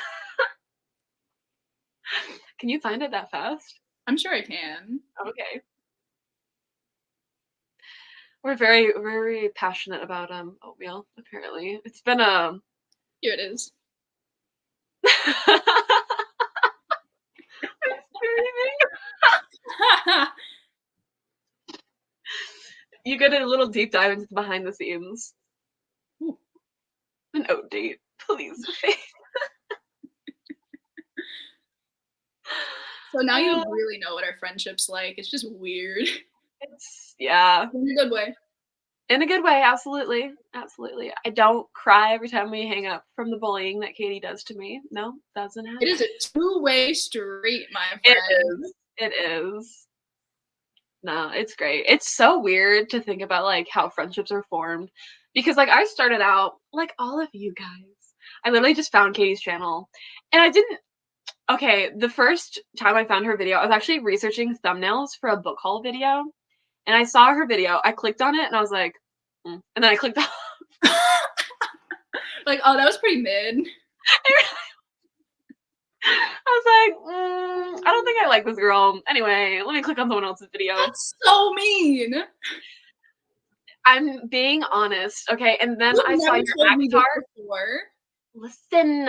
And then I saw your avatar video and I was like, actually, not bad. I'm hurt, frankly. A little above mid. No, I'm kidding. No, when you found my channel though, or I guess when I like started commenting consistently on your videos and you started watching mine, that was a different era for Cass. For Cass content, it was a little sketchy. It was not great. I don't like my old videos. I really don't. I don't like them. They're bad. I went back and I watched them all.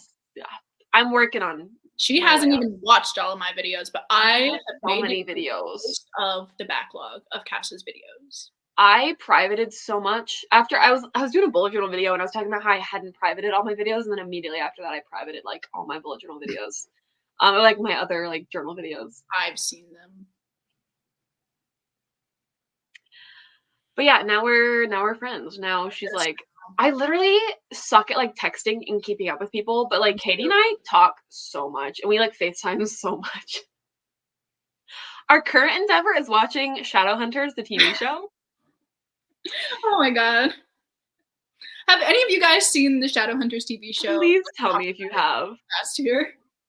The way I want to like record our like commentary on it is so fun. Like, not to like toot our own horn, but we are so funny when it comes to like dissing on this TV show. I've seen the TV show all the way through. I think almost all the way through, but she's never seen it. It's so okay. My hot take is Jace gives frat boy energy, and for what? He kind of does. Like why can they not nail the acting for a blonde white boy? Movie and the TV show. Like, how do you butcher that so badly? Like, how many blonde white boys are in the acting industry and you can't find a single good one for Jace? Honestly, I think he's in like some like actual TV show now. Not that Shadowhunters wasn't an actual TV show, but like it's different. But I saw him like on one of the, I don't know. But this person says justice for Jamie Campbell Bower's Jason. I agree. Was that the movie? Yeah. He did a better job. He also just kind of looked more like what I expected Jace to look like. So that jawline though, why was it so sharp? Also, I cut teeth with that jawline. Malik in the TV show is so good though. Like, absolutely agree. Oh, we haven't gotten that far yet. We were one episode in. Oh well, I know that. I was like, I haven't seen Malik. I'm excited for their interactions, though. I think they nailed Simon in both the movie and the TV show. Like, I really love movie Simon, and I didn't realize he also was the actor that played Klaus in the Umbrella Academy. And when I found that out, I flipped my shit because Klaus is my favorite character from the Umbrella Academy. I was like, no way. I want the movie Clary and Jace, but the TV show Malik. Honestly, like, we also watched the movie. We watched the movie together, and it was an experience. Why was Magnus like? They literally just picked a random person off the street. Like, his acting was just so bad. Atrocious. Like, I expect especially with a character like Magnus, like you gotta have like the personality, and this man had flair, the personality, absolutely. But I love Magnus in the show, and I just think it's funny that that actor was also like he had a recurring role on Glee. So there's your fun fact for the day. I hate the trivia. Do we want to do another reading sprint? Oh, no. I was like, we're almost at the 2-hour mark and we've only read for No, but talking is so fun. It honestly is. And like I was having such a rough week. I think both of us had such a rough week. And this is like the only thing that was keeping me going. Like I was so excited to talk with y'all. And now I'm in such a good mood. And I have work today, which is so sad, but then my weekend is starting. And I don't know, I'm feeling such good energy right now. The vibes are immaculate. So thank y'all. Huh? You work tomorrow? No, I work later today. But do you work My tomorrow? weekend starts tomorrow. Oh. Tomorrow I have 6 hours of dance practice and I still have choreography to learn. So that's fun. It's okay. In November, I'll be having, oh my God. 11 hours. I'm not even shitting. I have 4 dance practices on Sundays starting in November for 4 dances. It'll be 9 to 11, 12 to 3, 3 to 6, 6 to 8 for practices. Oh, Cass is a simp for chat. I am, Faith. I am a simp for the chat. You'll make me so happy. I just okay, reading. Okay, reading. Like, do you have to? We can chat after. Like I have time before work. Like I'm chilling. Right, I do want to read a little bit more of These Violent Delights though, because I was kind of enjoying it. Hang on, last question here. Did we pick a book for November yet? No, that will be at the live stream for These Violent Delights. Well, they're asking. Oh. We don't have it yet. No. We prepare like 20 minutes before the live stream. We're like, did we think about this? And we're like scrolling through our good If anybody has suggestions though. Oh yeah, absolutely. I do have an idea that I really want to read. And I've been wanting to read since like the beginning. But it's a big book. And I was gonna wait till maybe December. I don't know. We'll talk about it then. We'll talk about it. But if anybody does have any books they want to see as a pick, definitely drop them in the chat. Yeah. Things are coming up. Oh, I can't even. I guess I could spoil, but I won't spoil. November 1st. Katie's not involved in this, but November 1st, things are happening. But I know what it is. Katie knows what it is. I commissioned an artist to make artwork for it. Fun. You're going to love it. Everyone's going to love it, hopefully. But it's on the DL. Yeah. Except for it's not on the DL because I just told everyone. But you don't know what it is. I'm making it big. We were like this when we, like, before we announced our book club. We're like, big things coming. Big things coming. So ominous. Big things coming for you today, actually, Katie. It's kind of funny. Me? Oh, yeah. You're going to hit 26K. Oh, today? Yeah. I'm so excited. Cass hit 5K. Cass is very happy. And we're all so proud of her. It was literally my goal for this year. And little old me at the beginning of the year before I was even monetized was like, it seems so far away. I love this community so much. We have such a good community. I know. Because I know like some people talk about how like their communities are like really good. And I'm like, are they though? I love that like our communities overlap because of the book club. It's just so fun. Me too. Yeah, because I love, like, I'll scroll through comments on your video and I'll be like, there's Faith, there's Liz. Like, just seeing, like, the names. Like, I know you. I know you guys. I love it. I just realized you've been holding Norman tail like a freaking cake pop. What? This is Norman, everyone, if you're new here. Norman is our mascot and my emotional support animal. Your emotional support dragon. Yeah. Dragon? Emotional support dragon. Dragon?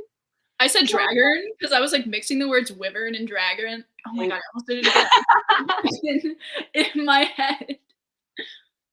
Don't mind me, guys. I love that. Yeah, our wyverns and words mascot is a dragon. Yeah. But to be fair, there wasn't a cute Riddle wyvern. that one out. Bet you can't.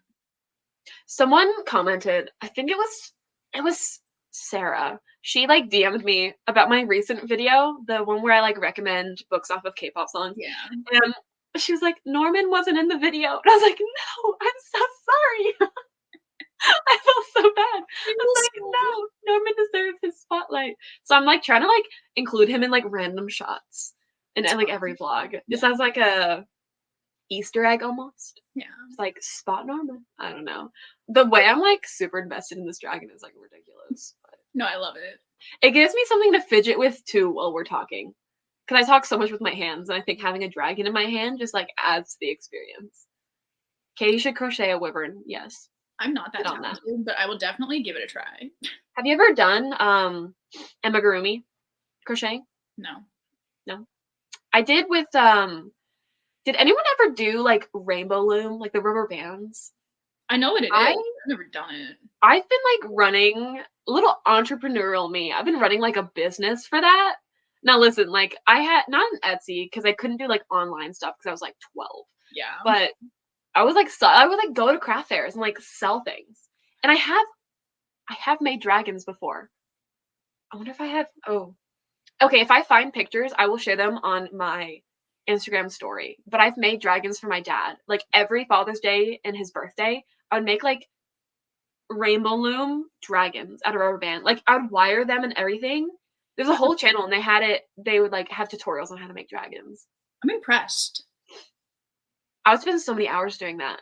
That was my crochet phase, was like crocheting with rubber bands. The dragons I would make on the loom, but I would crochet and I was able to like make my own patterns and stuff. I've had so many different craft phases myself. I'm in my origami phase. I went through a clay phase. I went through a crochet phase. I went through a Capri Sun pouch bag phase. Please, when you told me that, I lost my shit. That was so funny. I was a crafty child. I don't know. I don't know why my mom let me do that, but well, because I think both our moms were very crafty, and so we kind of just picked up. Yeah, I did like the scrapbooking and I think she was everything she did. That I wanted to use her sewing machine. Sewing machines scare me. I've like used sewing machines before. I had to like make a whole like outfit for my theater class in high school, and my mom helped me with that. So I know how to use them, but they scare me. Like I can use one, just not well. Yeah, no, exactly. Like it'll get made, but in like the sketchiest way possible. I always just have my mom make it because I'm like, you're gonna do such a better job, and you're gonna get it done like in half the time I'll be able to do it in. Yeah. So she would make all my Halloween costumes. Yeah. God, she was so talented. I was like Zelda from The Legend of Zelda, and she like made like this whole sash with each point. I think the most ridiculous costume I've ever been was Jigglypuff. Imagine like 7-year-old me with this like massive ball like around me and with like Jigglypuff's face. It was like a beanbag or something. Like it was ridiculous. Can you send me a picture later? Absolutely. If I find one, I will literally message my mom and be like, send me a picture of me as Jigglypuff. I need to see. The duct tape phase. I forgot about the duct tape phase. Yep. Those pens, those bracelets. We were on the playground braiding duct tape, making wallets. Wow, I forgot about that phase. Those pens, though, so many. Yeah. So many. They were so easy to do. They were. Duct tape is so expensive. I know. I was like, who's it went up in price. It used to be like $3 or something. Now it's like $5 or $6 per roll. It's ridiculous. Can't get into it. Yeah. Oh my goodness. Can you imagine I re-enter my duct tape phase? That would be a choice. That would be I'm like, enjoyable. guys, actually, this is no longer a book account. This is a duct tape account. We just convert to like just something random. I'm like back in my Minecraft phase. You ready for the Minecraft Let's Play? I kind of like did want to just like fuck around and film one just for like the shit of it, but I thought you'd bully me so intensely that I just. Oh, I will. But I wanted to like upload on my old channel after like 7 years. I will still be support you in whatever you decide to do. If you want to make your channel a Minecraft channel, I'll be there. No, I have thought about making like a reaction channel, just because I don't know. I think the batshit things I say just offhandedly are funny. I don't know. You laugh at my jokes. I feel like some people would be entertained, but I don't think I have the time for that. So I'll just stick to the books, and I'll be safe. Charlotte said I used to make flower pens and sell them, but got in trouble by the principal. Okay, this is gonna sound so ridiculous, and like Wait, it wasn't creepy when we did it. I swear. The fact that it's out of One Direction duct tape. Stop. Sorry, I had to point that out. Okay, so my like group of friends, like I guess we were very entrepreneurial, and we are just trying to make that bread. Okay, but we used to try to sell massages for like $0.25. That's so sketchy. It's so sketchy, but like we were children, and this is when we were innocent. Okay, but like just like back massages, we just like do, and we'd be like, just drop $0.25 in our bucket, and then they were like, that's not what recess is used for. Go play. Oh, not recess. We were literally like our class, our teachers would be like, go run around, because we'd either like do stupid shit like that or like read books, which is like fine, but I know teachers want you to like burn off your energy for you're not like super hyper in class. Yeah. But yeah, we were just trying to make money or like saying it out loud sounds so weird. It sounds so weird now because like the thought of like children giving other children like massages on the playground. But yeah, just like that memory just resurfaced. So I hope y'all enjoyed that story time. Yep. Okay, I do want to read. Can we? All right. Okay, so it's 12:07. So we're gonna read. I'll post the comment this time. Oh, thank you. Someone said I typed like an old lady, and I think that was Faith earlier. I saw that Faith. I didn't comment. 21. All right. Oh, not 13:37. All right, we're gonna read in 12 until 12:37. There we go. See you guys then.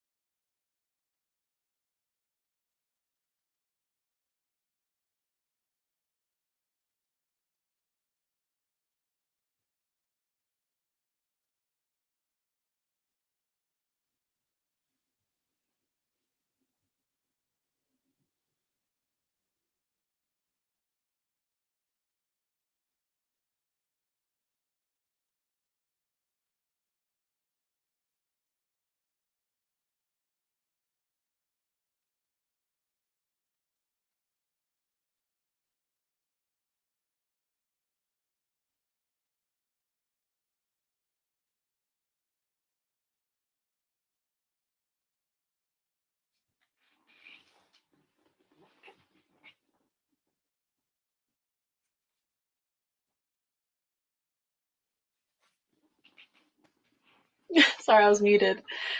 I was translating something that was written in French, and it translated to "fuck off." And also, there was some like brutal descriptions that just like I did not like at all. Had to do with like brains, and I was like, nope, couldn't do it. So I was making some questionable faces during this little reading sprint here. Nice. How did everyone's reading go? Let me catch up on some comments. I think I read like 40 pages again. I don't feel like trying to do the math in my head. Oh no. All right, it's 68. It's getting a little bit more interesting. I feel like the beginning was very slow. Setting things up, and I'm really enjoying it because it's like political, and I don't know, I guess I have a thing for like books that are political, like The Cruel Prince, The Poppy War. I've been really enjoying like those sort of fantasy books. So These violent. Faith, listen. I don't have a problem with like the violence. It's just like a very specific scene that involved brains, and I didn't like it at all. It was just like, ugh.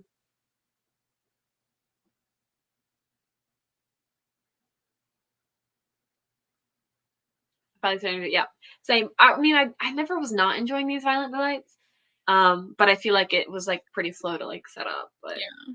I don't want to talk about it too much because then I'll have nothing to talk about in 2 weeks when we do our live stream. I have zero thoughts on it, so. Someone asked how we read so fast. I never understand that question. Like, I get why you would ask it, but I don't know how to explain it. For me though, I have the thing where you can't like picture things in your head.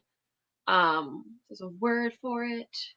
We were discussing it in the Discord. I don't remember. So like, I don't feel the need to like soak in every detail of like environmental descriptions. Like, I don't really care what color the curtain is because I can't picture what the curtain looks like in my head.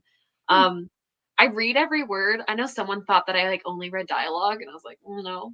Like, I read the descriptions and I can like appreciate good writing. I just can't picture it in my head. I feel like I read faster when I'm reading like an ebook. So. Mm-hmm. Yeah. It's fair.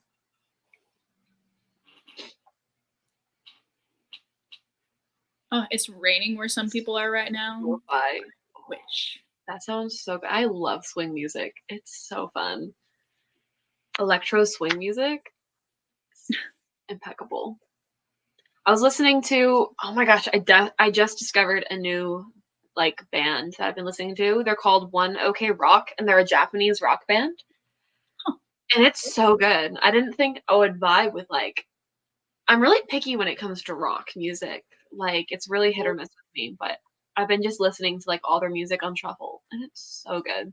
Nice. So that is what I was listening to. Hence why I muted my mic. You're gonna get like, there's some sort of ringing in my room right now, and I just couldn't sit in silence. I was about to say you're gonna get into your J-pop era. Home slice, you're muted.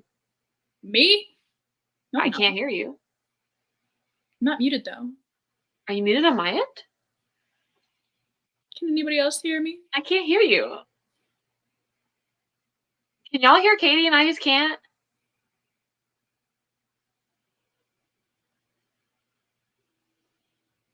Huh. Oh, well, I can't hear you. That's awkward. This is awkward. Is your like volume turned? I guess you can't hear me, so how's that gonna help? Answer you on your phone? No. No? I'm trying to read your lips. I don't know. I guess this is a sign that we need to end this stream. I don't know why I can't hear you. I didn't mute you. My laptop's unmuted.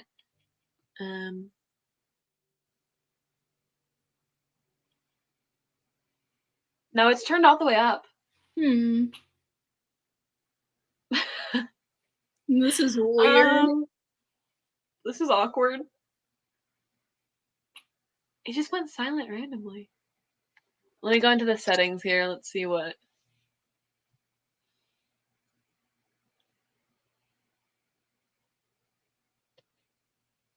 This has been a lot of fun, though. But it is sad that she now can't hear me. I don't know what to do. This is so sad.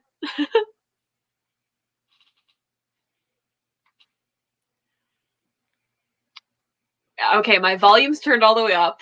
Like, I don't know what's going on.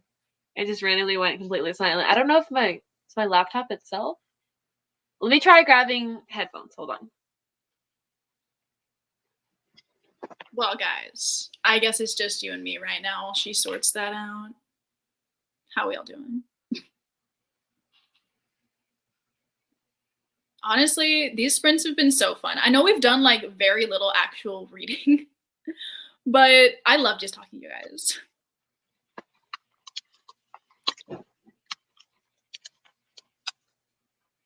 Hello? Hello. Uh-huh. Nice. I wonder if my computer speaker just broke. That's You weird. and technology is not working this week. Yeah. Everything keeps breaking. Oh my gosh. Okay. That's so weird. It went like completely silent, and I was like, that's so strange. What's happening? I don't remember what we were talking about. I'm enjoying the book I'm reading. You're enjoying the book you're reading. Are you enjoying the book you're reading? Like, for the most part. It's definitely, like, it's less bad than the first one. Okay, I kind of understand, I guess, how you feel, where they're like fun, but also like not good, but like you can kind of just like appreciate them. Like, when I read those K-pop books that you made fun of me for liking, it was kind of like that. Did I make fun of you for liking those? Yeah, because I 4-starred the second one. Oh, yeah. What are you guys reading again? She's reading Vampire Academy. Frostbite, second book. The second one in the series. And I'm reading our October book club choice book pick, which is These Violent Delights by Chloe Gong.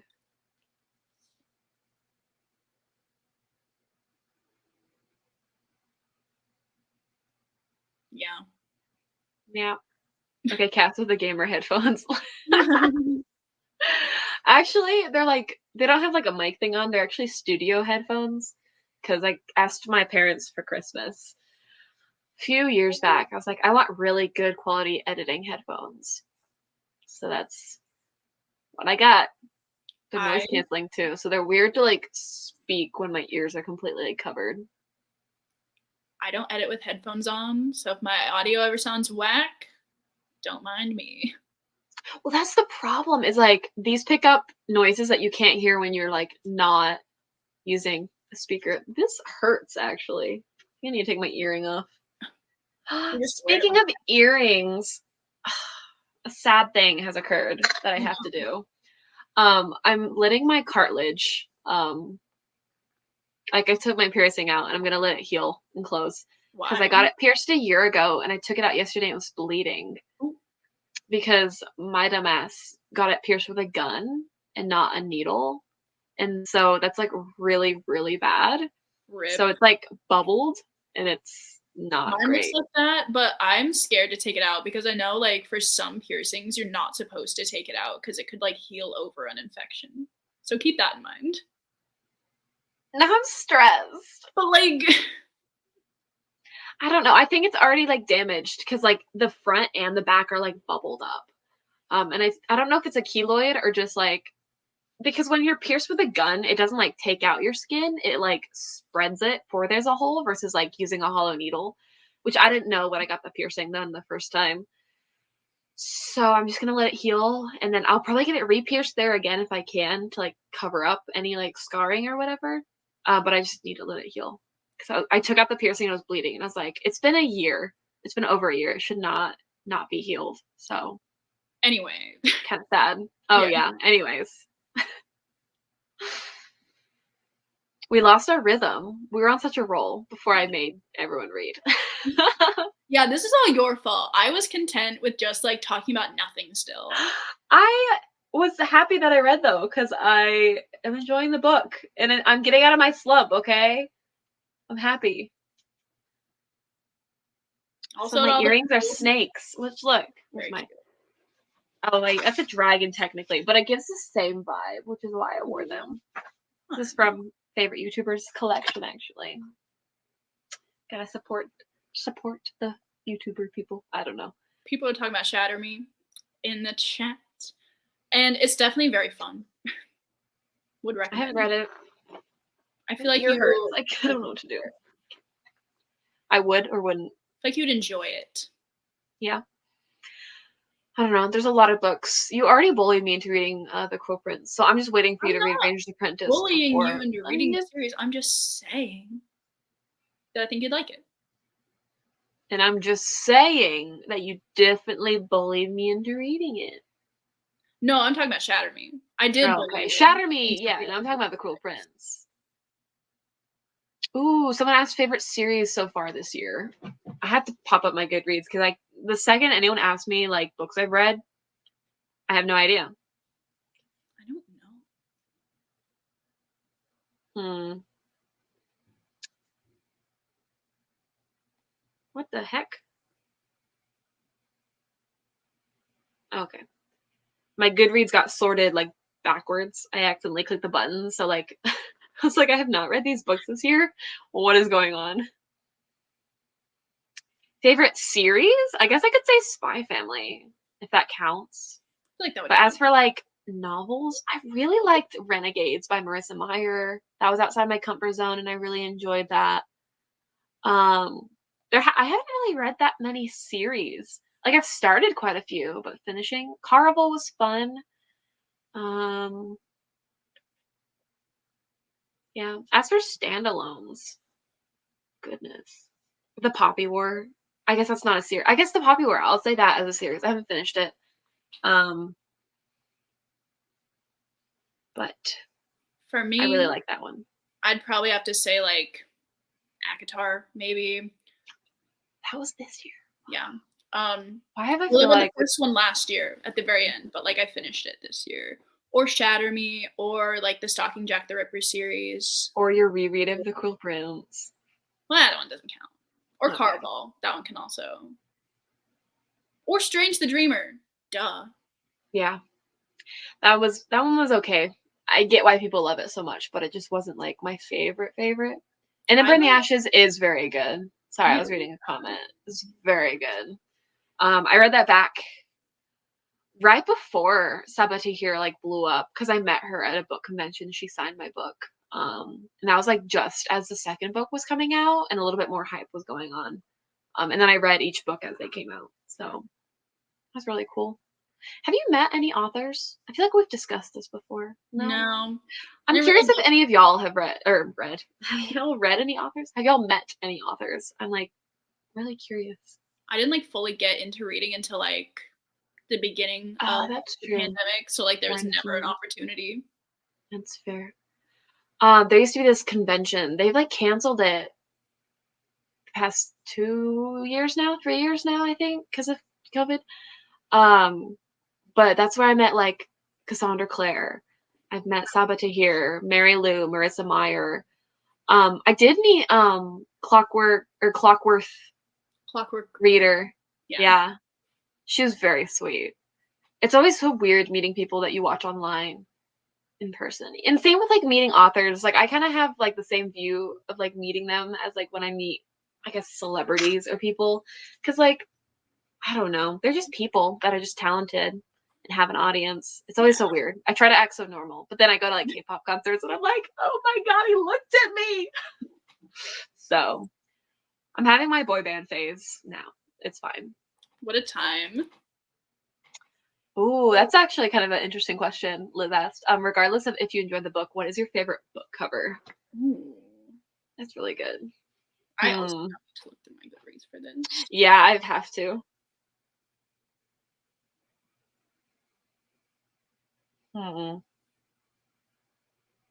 Gallant was a pretty cool book cover.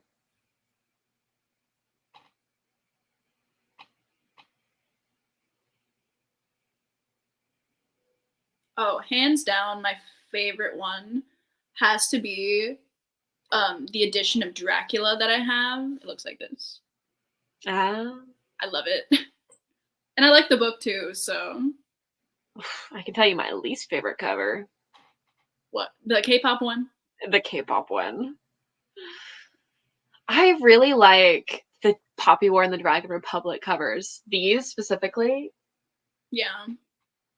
And they look stunning all together. I finally bought the next two, and they are so pretty. So probably those. And I also enjoy the series. I really love R.F. Kuang's writing. I can't wait to finish the series.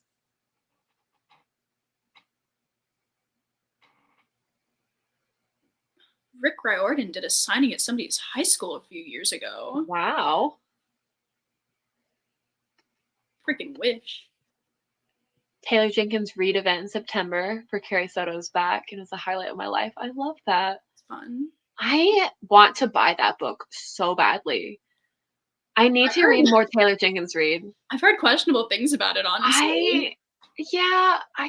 I loved her writing so much, and I don't know why when I love authors' writings, I just take like forever to pick them up.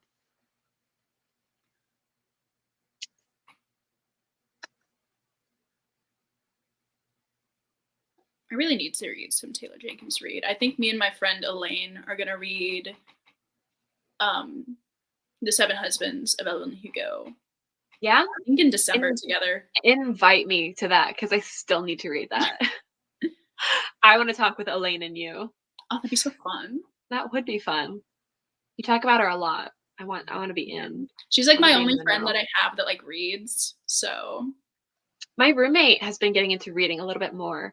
Did she read The Invisible Life of Addie LaRue? She did, yes. She really likes mystery, thriller, and dark academia. And I was like, those are like genres I barely have on my shelf. Yeah.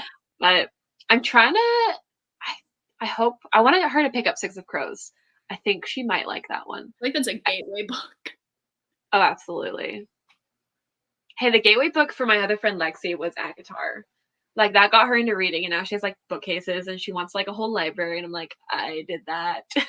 That is cool. Are we doing another reading sprint in this stream? No. Sorry, it's just talking from here on out. So sorry. However, when the stream ends, it will be posted on Katie's channel, and so you can watch it back from the beginning and join the sprints. Listen intently to our discussion about Oatmeal. Our like 7-minute discussion. Literally 7 minutes. Oh my goodness. I've literally only read one Taylor Jenkins Reid book, and I like say I love her writing so much. And I've read one book by her. I feel like such a fake fan. I don't know. Seven Husbands will probably be my next read, though. I really want to read that one and the one with the band. Daisy Jones and the Six. Yeah. I read Malibu Rising, and I know a lot of people didn't like that one because it was like the plot was basically non-existent, but it was super character heavy, and I just was fascinated. So good.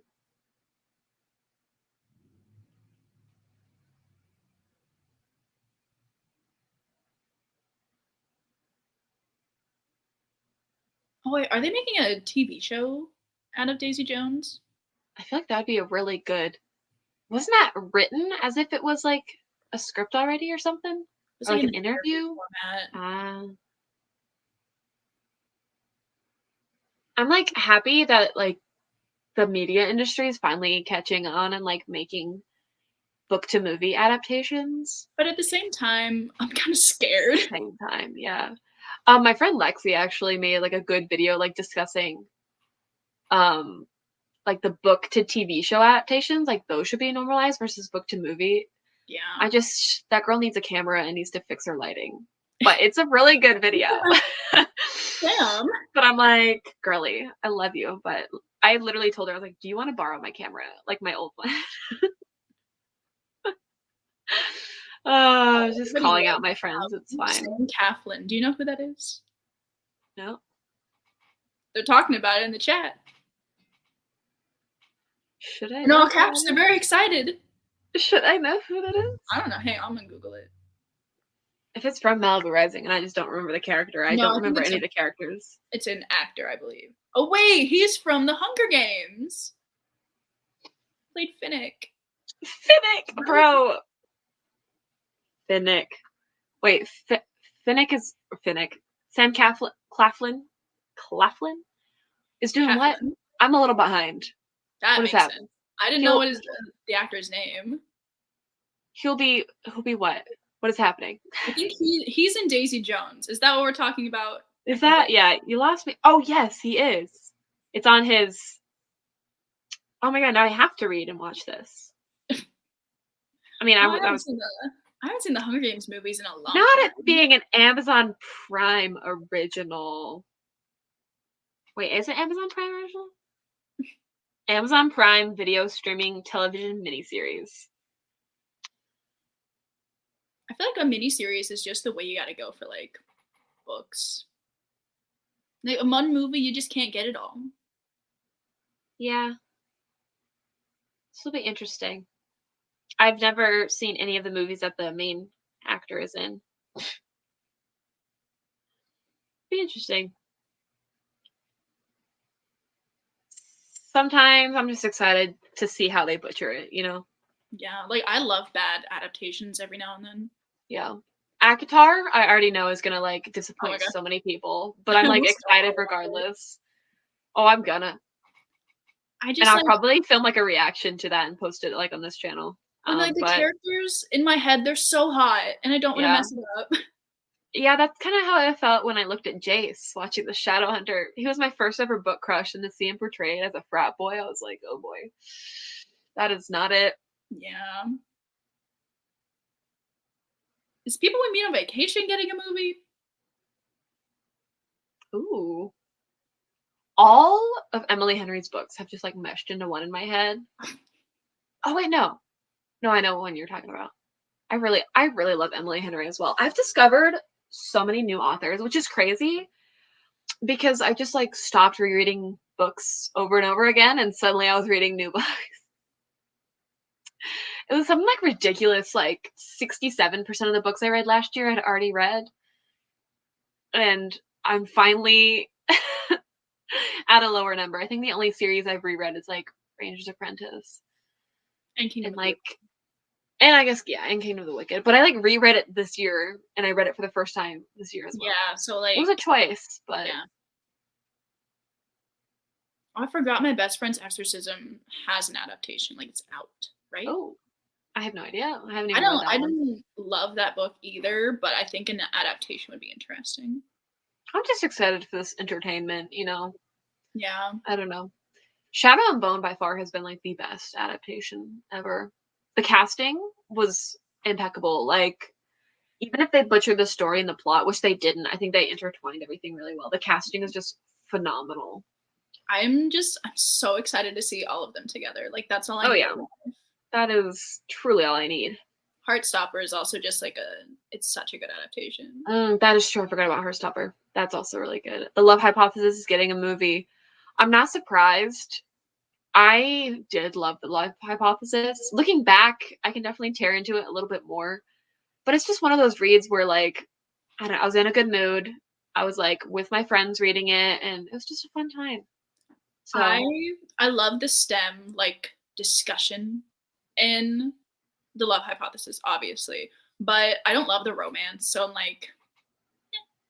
Yeah. The romance wasn't, like, the best. The Spanish Love Deception, by far, has stuck with me, and I love that romance, but... Is there going to be an adaptation for that one? I feel like I saw that. The Spanish Love Deception? Yeah. I don't know. Although I feel like so many books are, like, getting adaptations, but they never actually end up happening. Yeah. ACOTAR. I'm sure that's been in the works. Ranger's Apprentice was... Listen, this has been like a thing for so many years. It's supposed to be a movie, and then they like ran out of money. And I was like, how do you run out of money and have nothing to show for it?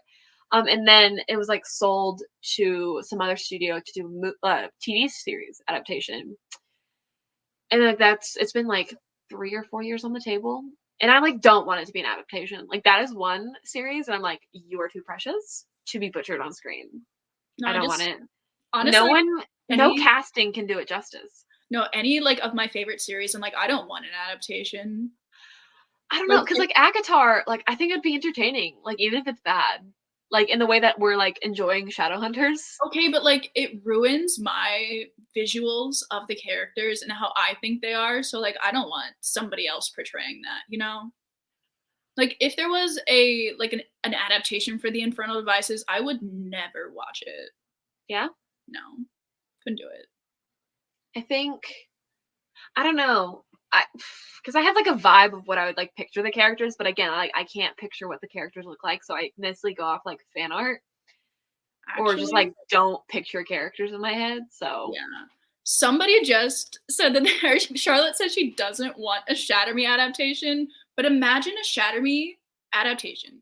But like in 2013 when like all of the dystopian movies were popular, I feel like it kind of would have popped off. Like when Hunger Games and stuff was coming out? Yeah. Like tell me I'm wrong. I can't tell you you're wrong. Well, yeah. Maybe they can tell you they're wrong. Ew, not a Cruel Prince adaptation. Oh my gosh. Imagine seeing Carden's tail on the big screen. Nope. Nope. That's a big no. People wouldn't appreciate it enough now. That's fair. I think there's a time and a place for certain adaptations, and it's like slipping through. I think Shadow and Bone came out at the perfect time because I hate to say this because it's annoying, but like reading is popular now. Like it's a trendy thing to do is read, and so that's also a reason why we're getting so many book to movie and TV show adaptations, because it's a popular thing. They're like, oh, now the audience for these books are growing, and so more people are more likely to like stream or watch these. I hate that reading. I don't hate that reading's trendy because like it means people are reading. Yeah. But like certain channels that were like not booktube channels and then like suddenly converted and like all they're posting is like come book shopping with me or like book hauls.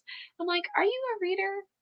Like, not to judge, but a little bit of tea, a little bit of shade. There's like one channel, I'm not gonna name drop, but there's like one channel in particular where it was like very like lifestyle, like try on hauls and blah blah blah blah blah. And then it was like suddenly they did like a come book shopping with me and it popped off. And then that's like all they've been doing. And it keeps popping up in my recommended, and I'm like, get out. Okay, but who in the chat called Divergent mid? I agree. If I was reading it now, it would be mid. But like that was everything to me when I was 13. I didn't have the same. I don't think I read Divergent until like later, and I thought it was stupid. No, I read. I thought the first book was good. Out. I was like, what a concept. But I had that same feeling about Hunger Games too. But in my defense, I read it when I was like in 6th grade, and I remember like the scene when Rue dies, and I was like, I feel like I should feel some more emotion than I do. And I think after that, I was like, oh, everyone was sad, and I'm just like, okay. Nowadays, I like bawl my eyes out watching that movie. Yeah. But I don't like. This is a bold thing to say on the internet, but I like don't like what's her name, Jennifer Lawrence as an actor. Really? Yeah. I don't know. I feel like she's a good actor. I just don't like her acting. I feel like she was a good pick for Katniss, though. Yeah. No, I agree, but I just can't stand her acting. I don't know why. Same with like even watching like X-Men and seeing her play Mystique. I'm like, well, I don't know why I'm so off put by her. I don't know.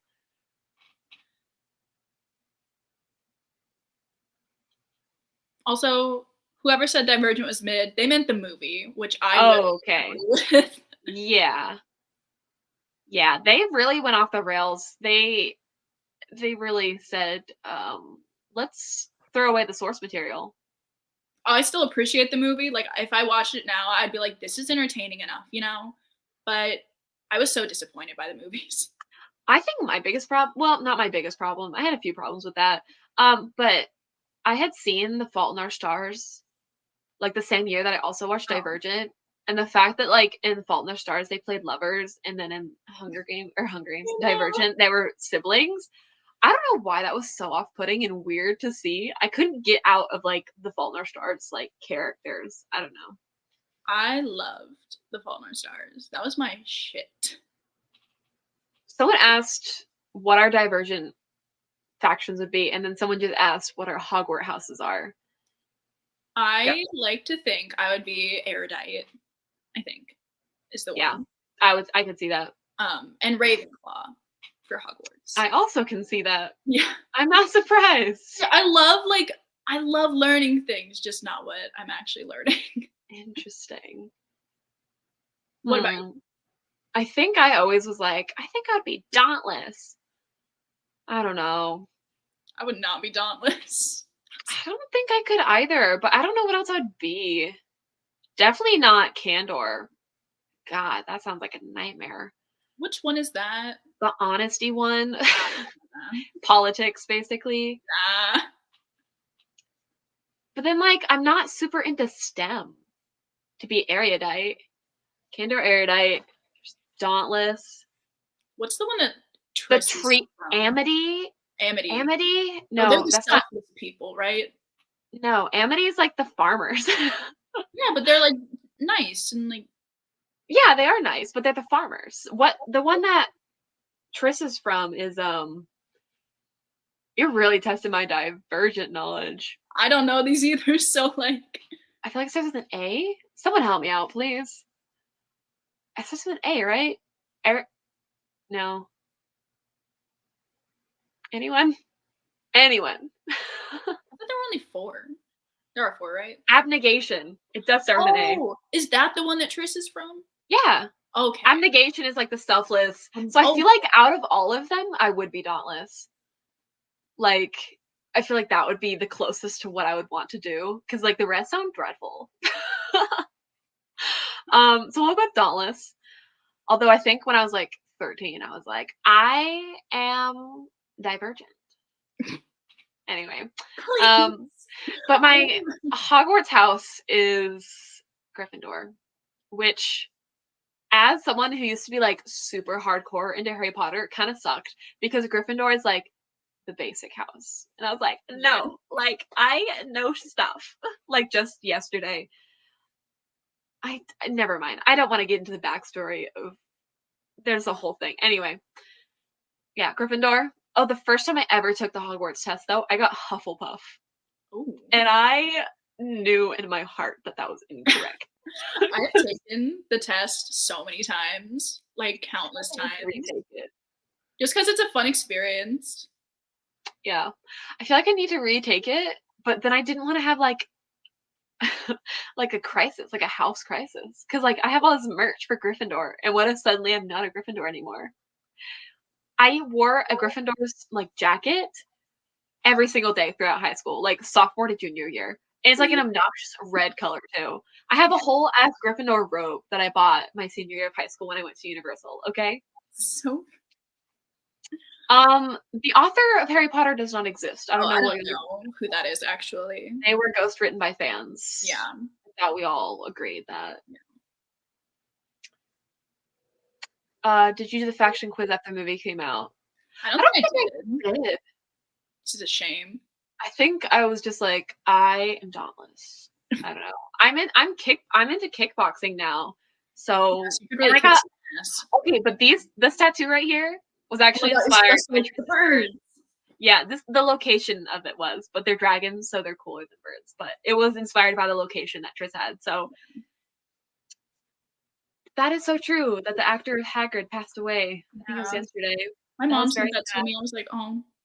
My roommate, who has not seen Harry Potter, had a friend send that to her and then was like, this happened. And I was like, that is so sad. What's your zodiac sign? I'm a Libra. I'm a Pisces. I don't know anything about zodiac signs, though, to be honest. I don't either. I've heard Pisces are emotional, and I feel like that fits, so. I've heard that Libras are indecisive, and that fits, so. I believe it. Yeah. I love that your twins are sorted, Liz. That's so cute. Oh my God. we went to Universal as a family back in 2016, and I made my entire family take it. And even my brother, who was like super against like being involved in anything, took it. And so my mom and I are Gryffindors. My dad's a Hufflepuff, which like blows my mind, but I can totally see now that I'm older.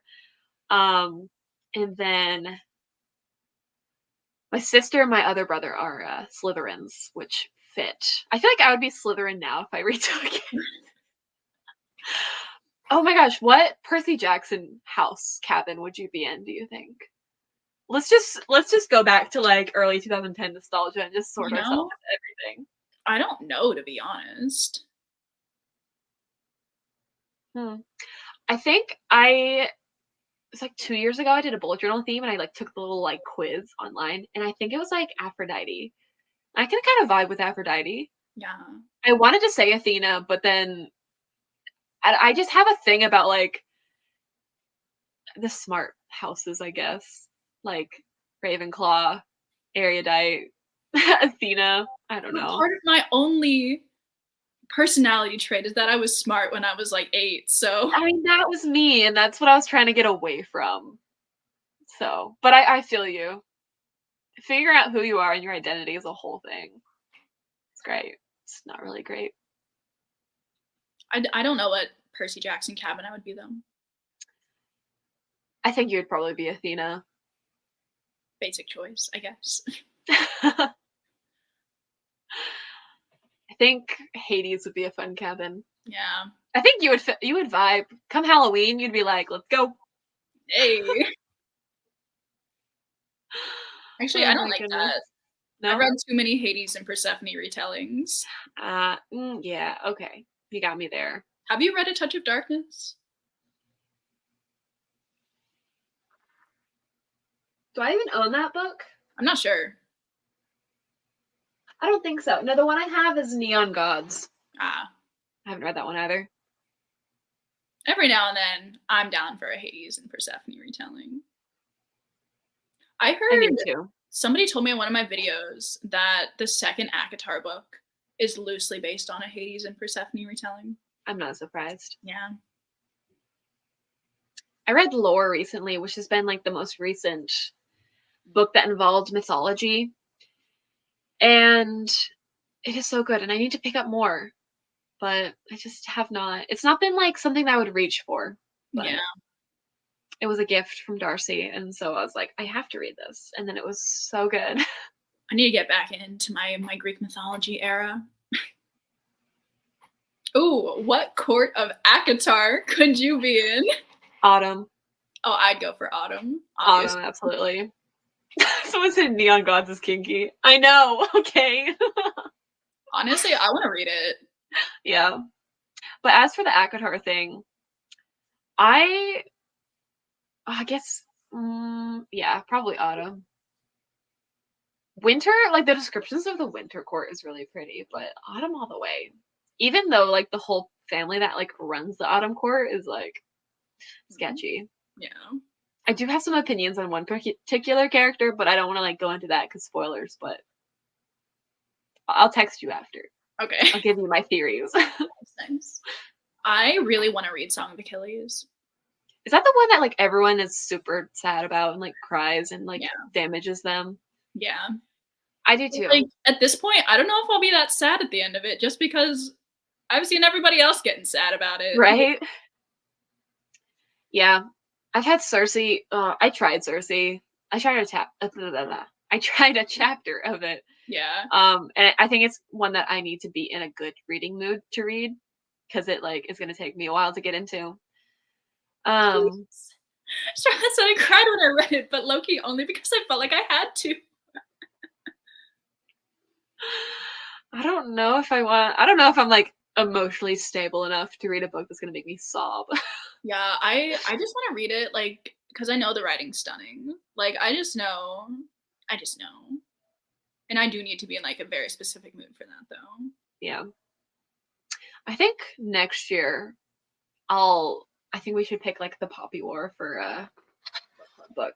I definitely want to read the Poppy War. Like I really do. Force some people to read it. Not force y'all to read it, but I don't know. It's one of those books that I just can't shut up about R.F. Kuang. Like, I need to shut up about her, but I literally cannot. Every vlog, I've somehow brought her up. So, you're not very expressive when you read, though, are you? Like, you don't really cry that much. Oh, I've never really cried at a book, to be honest. Like, I get very sad about things, but I never cry about it. I think I have a screenshot. Not a screenshot. Do y'all take, like, crying selfies?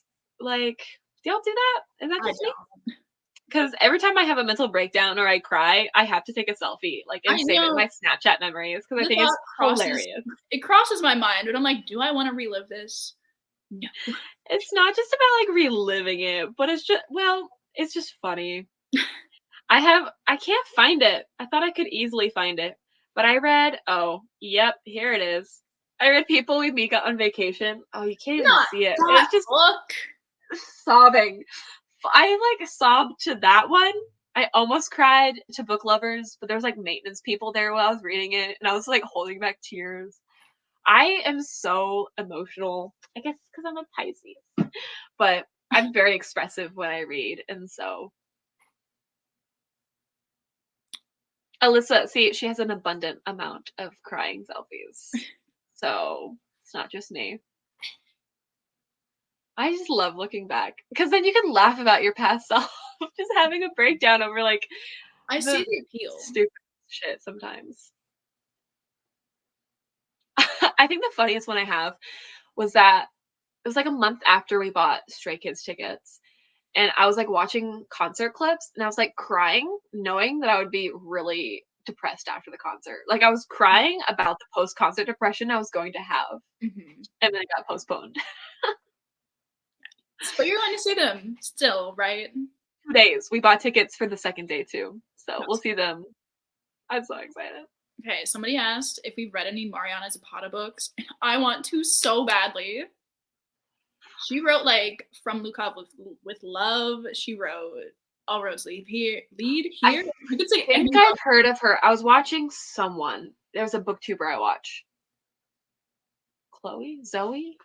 What's her name? She just posted, so I know she's in my subscription feed. But I want to read the ice skating one so badly. Mel. Her name's Mel. I was completely off. I think she talks about her and her writing. I do want to pick up some books from her.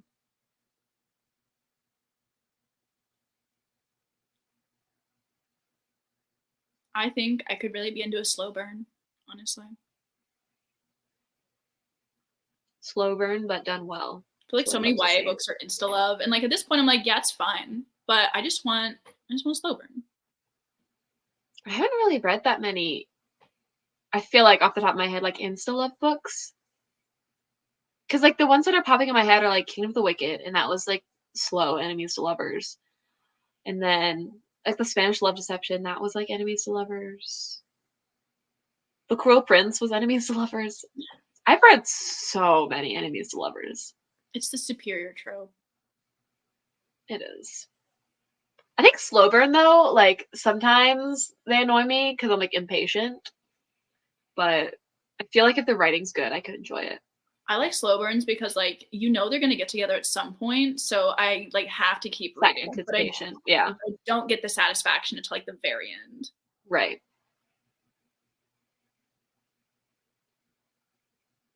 Yeah, I'd read, like, any of the big ones. The Flatmate and the No Show. Beth O'Leary. I've never heard of her, I don't think. I started reading The Flatmate, I think, a couple years ago. And I didn't continue it, though. I don't know why. Too many books, not enough time. Yeah.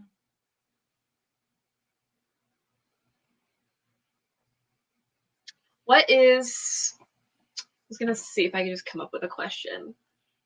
Have you bought any books recently that you, like, really want to pick up, but you don't have time? Or, like, you're picking up soon? I don't know. I've definitely bought books recently, but, like... Oh, this one. Wait. It's right here. I really want to read this book. Ah. I think it'll be... I've heard it's good. Christiane Jones. she's a booktuber who I watch, or she's a writer and a booktuber I watch, and I remember she really enjoyed that book. It's like a gothic something. Yeah, right? it's like a gothic romance fantasy type of situation. So basically, like all your favorite genres just wrapped into one. Oh yeah, So. like as soon as I could be really good. I was like, I don't know anything about the plot. I'm just gonna buy it though. I have 2 books I'm excited about. One is actually by Christiane Jones. It's like an illustrated guide to Japan or something like that. And she like lived in Japan for a few years, and it's like her story. I'm very excited for that one. And also, I was able to pre-order the new Royal Ranger book, which is the after series after Ranger's Apprentice. I didn't think that it doesn't even have a release date for the US, but Book Depository always knows what's up. Oh my god, it does know what's up. So I should have it by mid-November, and I am extremely excited. It's supposed to be like a little bit like spooky, which they've never really like done before. So fun. Yeah, it'll only take you 28 books to get there, but it's fine. I'll just read that one and say I'm done with the series. You can't. Oh my god, I'm on a book buying ban. Charlotte, I keep telling myself I am, but here we are. Because I'm going to Japan next year and I'm trying to save money for that trip. And it's not going well because I keep buying books. So somebody just pointed out the fact that it's been 3 hours. Yeah. Which is fine, but I was like, wow. Yeah, I saw that after we stopped like our reading sprint. I was like, we're approaching 3 hours. But and as soon as we run out of topics, we'll yeah, good. But who's been here since the beginning? I'm kind of nosy. Like, how have y'all stuck around for 3 hours? A book you're excited for being released in 2023. Oh, easily Chain of whatever the third one's called. Thorns? Yeah. Yeah. I haven't read the first 2, but once that book comes out, I'm going to. I am beyond excited. I'm gonna pre-order like every single edition there is of it. I need the Illumicrate one. It's so pretty. It's pink. I need it so badly.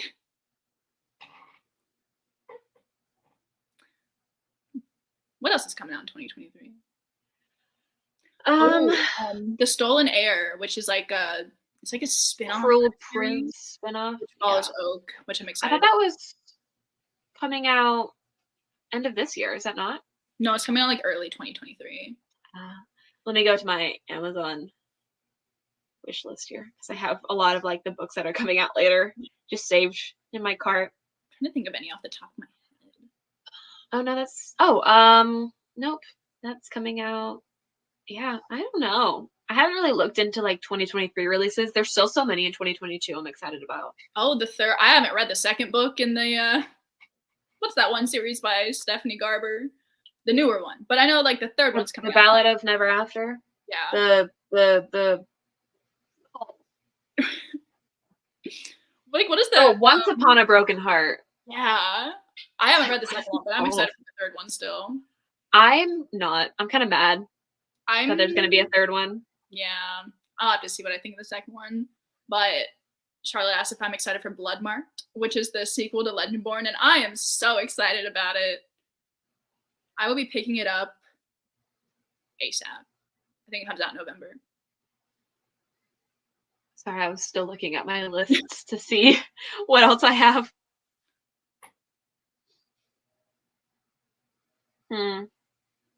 Oh, I'm really excited for the bind up of Ali Hazelwood's short stories. And for Emily Henry's new book, Happy Place. I don't care what it's about, but it's an Emily Henry book, and I love her. I can't get into Emily Henry books. Yeah, They're too tricky for me. I don't like it. They're fun. Yeah, I think that's it. There's not really been that many like 2023 releases like talked about yet. Yeah. I feel like early 2023 has been, but not like later.